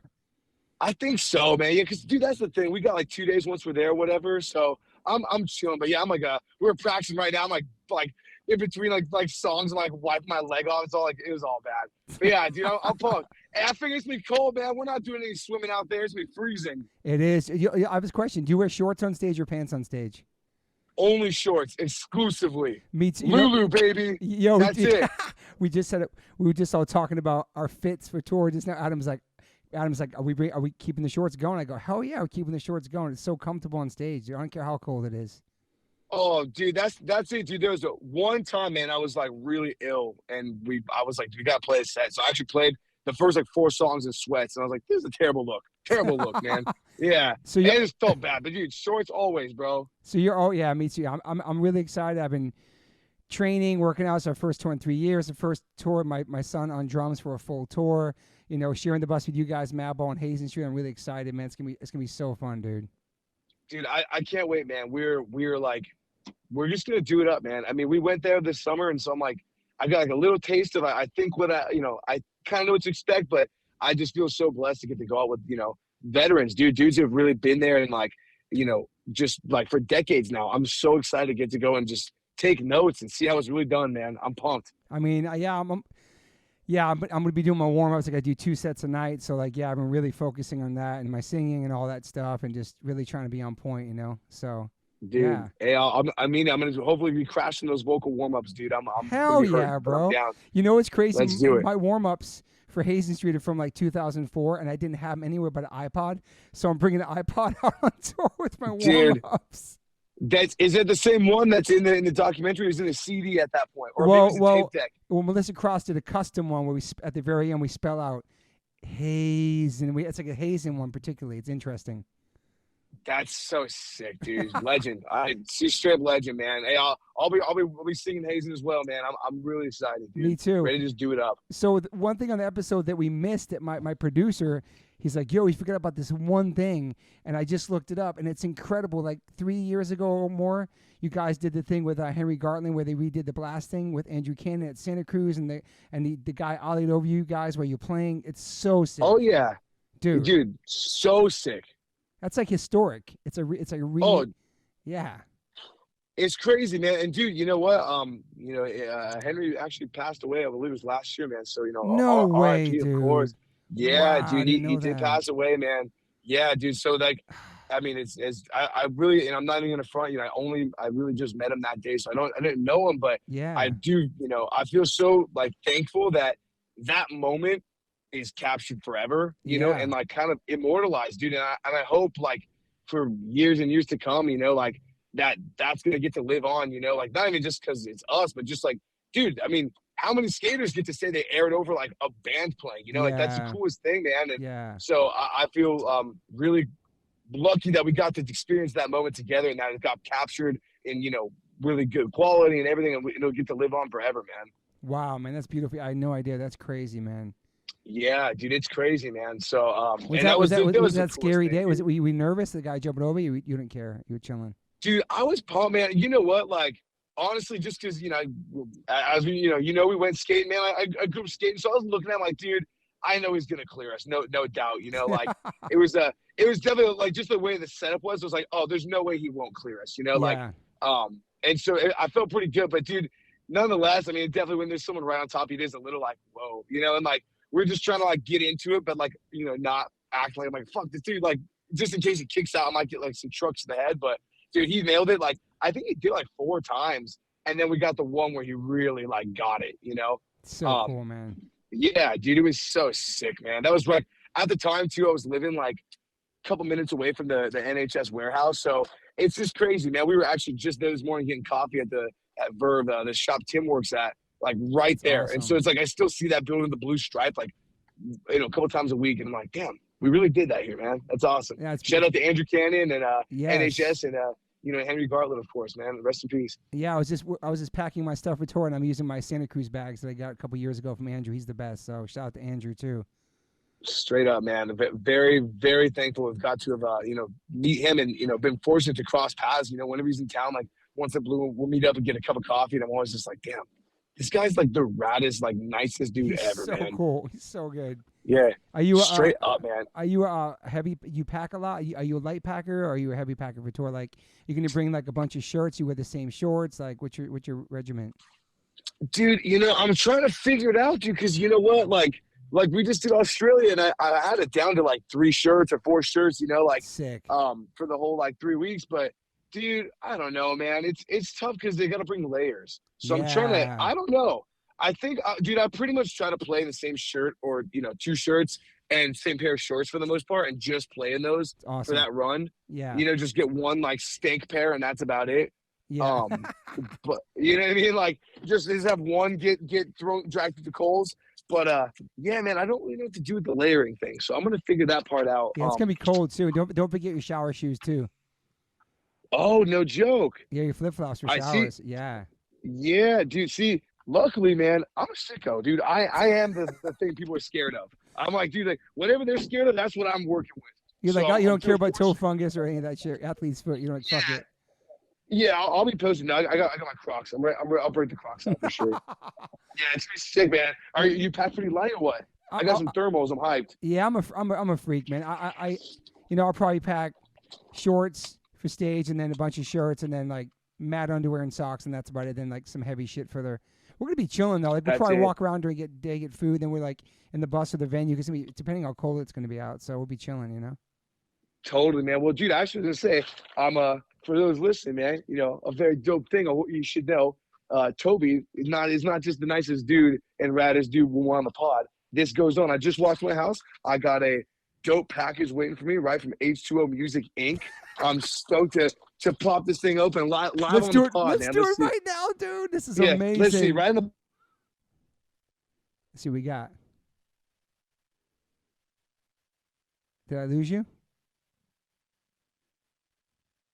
I think I lost you, Sam. Taste this, dude. Hang out. Let's see what it is. Yo, oh my, dude. Oh, this is from the company that was over by the barracks, right? This is dude. It's a Stance collab. Dude, look at this. Let's go, dude. What do I got? Dude, oh my God. You hooked me up with the Dead Stance collab. Dude. Toby, I knew you'd love it. I knew you'd fuck with it, man. This is the raddest thing ever, dude. I'm so hyped, man. My bad. My dog's bugging out, dude. I got you XLs too. Yeah. Dude, for real. Thank you so much, man. I really, really appreciate that. This company's so sick, dude. I had no idea they even did this. Yeah, so you got some Stance, Grateful Dead board shorts. Dude, oh my Maybe God. your stage dude, shorts. Maybe your stage shorts, dude, son. Who hey, knows? perhaps my stage shorts, man. Straight up, dude. I don't want to bleed on these things, man. This is so sick, though, dude. I'm not even joking, dude. Like, yo, for those listening, you'll be seeing a lot of these, man. You'll be seeing these on stage for sure, dude. Toby, thank you so much, bro. For real. Yo, this the is timing's so crazy sick. right now. Dude, my pleasure, man. I was there a couple weeks ago, and I saw that. The only person I thought about was you. And then, because I know you're a big Grateful Dead fan, so. Dude, yo, it's a fucking honor. I'm gonna wear these with pride, man. Straight up, dude. Yo, listen to Grateful Dead, man. That's let's toss that in for sure too, man. Damn. Straight up so hyped, dude. Thank you, bro. Of course, I'm bro. so stoked to break these in. Well, I wish I could, again, why did I get a tattoo before? I don't know. I can't really break these in, but I'm definitely going to. Well, fuck, man. I'm so psyched to see you, and safe travels to Europe, and like I'll see you tomorrow. We'll be chilling a day off in Germany, and I'm psyched to hang with you every day and watch you guys, and it's gonna be super dope, man. Dude, straight up, I feel the exact same way, man. I'm super stoked to kick it with you. Not only you, but the whole Morse crew. Yeah, we're all gonna be out here. Yeah, my wife too. Yeah, I'm so excited, dude. Yeah, man, we're gonna hang out. Yo, if we get some runs in, we get some warm ups in, and just hang, man. 100%. I actually since the pod, I got back on coffee. I think we were talking. Dude, are you still off coffee? I was off, but then I just dropped this collab for the podcast with James Coffee, Dave Kennedy, who's in Hazen Street and Angels and Airwaves, and we just dropped the collab. So I had coffee the day it came out. I felt okay on it, but I have a weird feeling that with James Coffee being there, Rusty, my guitar player, is like a coffee connoisseur.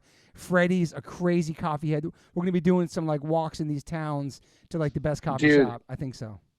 Yo, I'm gonna be tagging along, dude. I'm stoked for it, man. I'm back on the beam. Let's go. Let's go. I'm back on the beam, baby. I love it, I'm man. ready to get jacked. Dude, Toby, you're the man, dude. Thank you, bro. I'll be seeing you straight up. I'll see you on European time, baby. Let's go. All right, brother. Have a great trip, and I'll see you soon. And thanks for your time again, brother. Of course, man. Thank you so much, Toby. See you soon, brother. Bye-bye. Woo! I always ask my guests if they have any regrets. I personally don't have any regrets. Even when it comes to my tattoos, I have the silliest tattoos. Even my ET on my leg, it's still a childhood memory for me, and I love it. I've had tattoos on top of tattoos strictly because I wanted more tattoos. I started getting tattoos when I was 18. I'm 52 now, and I can't stop. I've had laser treatment before on something on my arm. It's 4 tattoos on top of each other. And that experience at that place was pretty fast. It was pretty cold. It was in and out, swiped the credit card. Don't really tell me much. Didn't give me much details of anything was going to happen. So I never went back. So as of most recently, I'm so lucky enough to have had 2 sessions at Removery Tattoo Removal. My tattoo on my arm that looks like a big black blob is now super light. I've had 2 sessions. I have a long road ahead of me. None of this stuff happens overnight. You cannot take a tattoo up in one sitting. You have to be patient. And it's painful. They ice you up. It's super fast. To me, it felt like a bunch of rubber bands. But what's more painful than that is looking at something on your body that you think you're stuck with for the rest of your life. That sucks. But now for me, I'm really happy I started this journey. I'm slowly going to get this tattoo removed. I never thought in a million years I have any kind of real estate on my arm. I don't even know what I want, but it's exciting. I'm so honored to announce that One Life One Chance podcast is now with Removery. I have a code.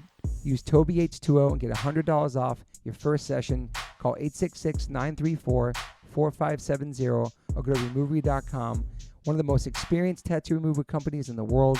Over 600,000 removal treatments done. 100 locations. U.S., Canada, and Australia. State-of-the-art peak-away laser technology. Cryotechnology to reduce any discomfort. This is so exciting for me because all I do in these podcasts is talk about tattoos. From day one, if you've been listening to this podcast, we talk about tattoos, talk about getting removed, talk about getting covered up. So this is such a perfect fit for me. Once again, go to Removery.com or call 866-934-4570. Use my code TobyH20 and get $100 off. These guys are located everywhere. Try it out. Yo, people always ask me what kind of frames I'm rocking. I've been rocking Caddis for a couple years. They make amazing progressive readers, which I wear. Also, they make sunglass readers, anti-glare, anti-smudge coating, anti-scratch, and anti-aging. That's why I look mad young when I wear them. I'm just kidding. But they make amazing frames. Caddis, so stoked to have you guys part of the podcast. You can go to caddislife.com/Toby10 and get $10 off your first purchase. Stoked. Thank you, Caddis. Welcome to the fam.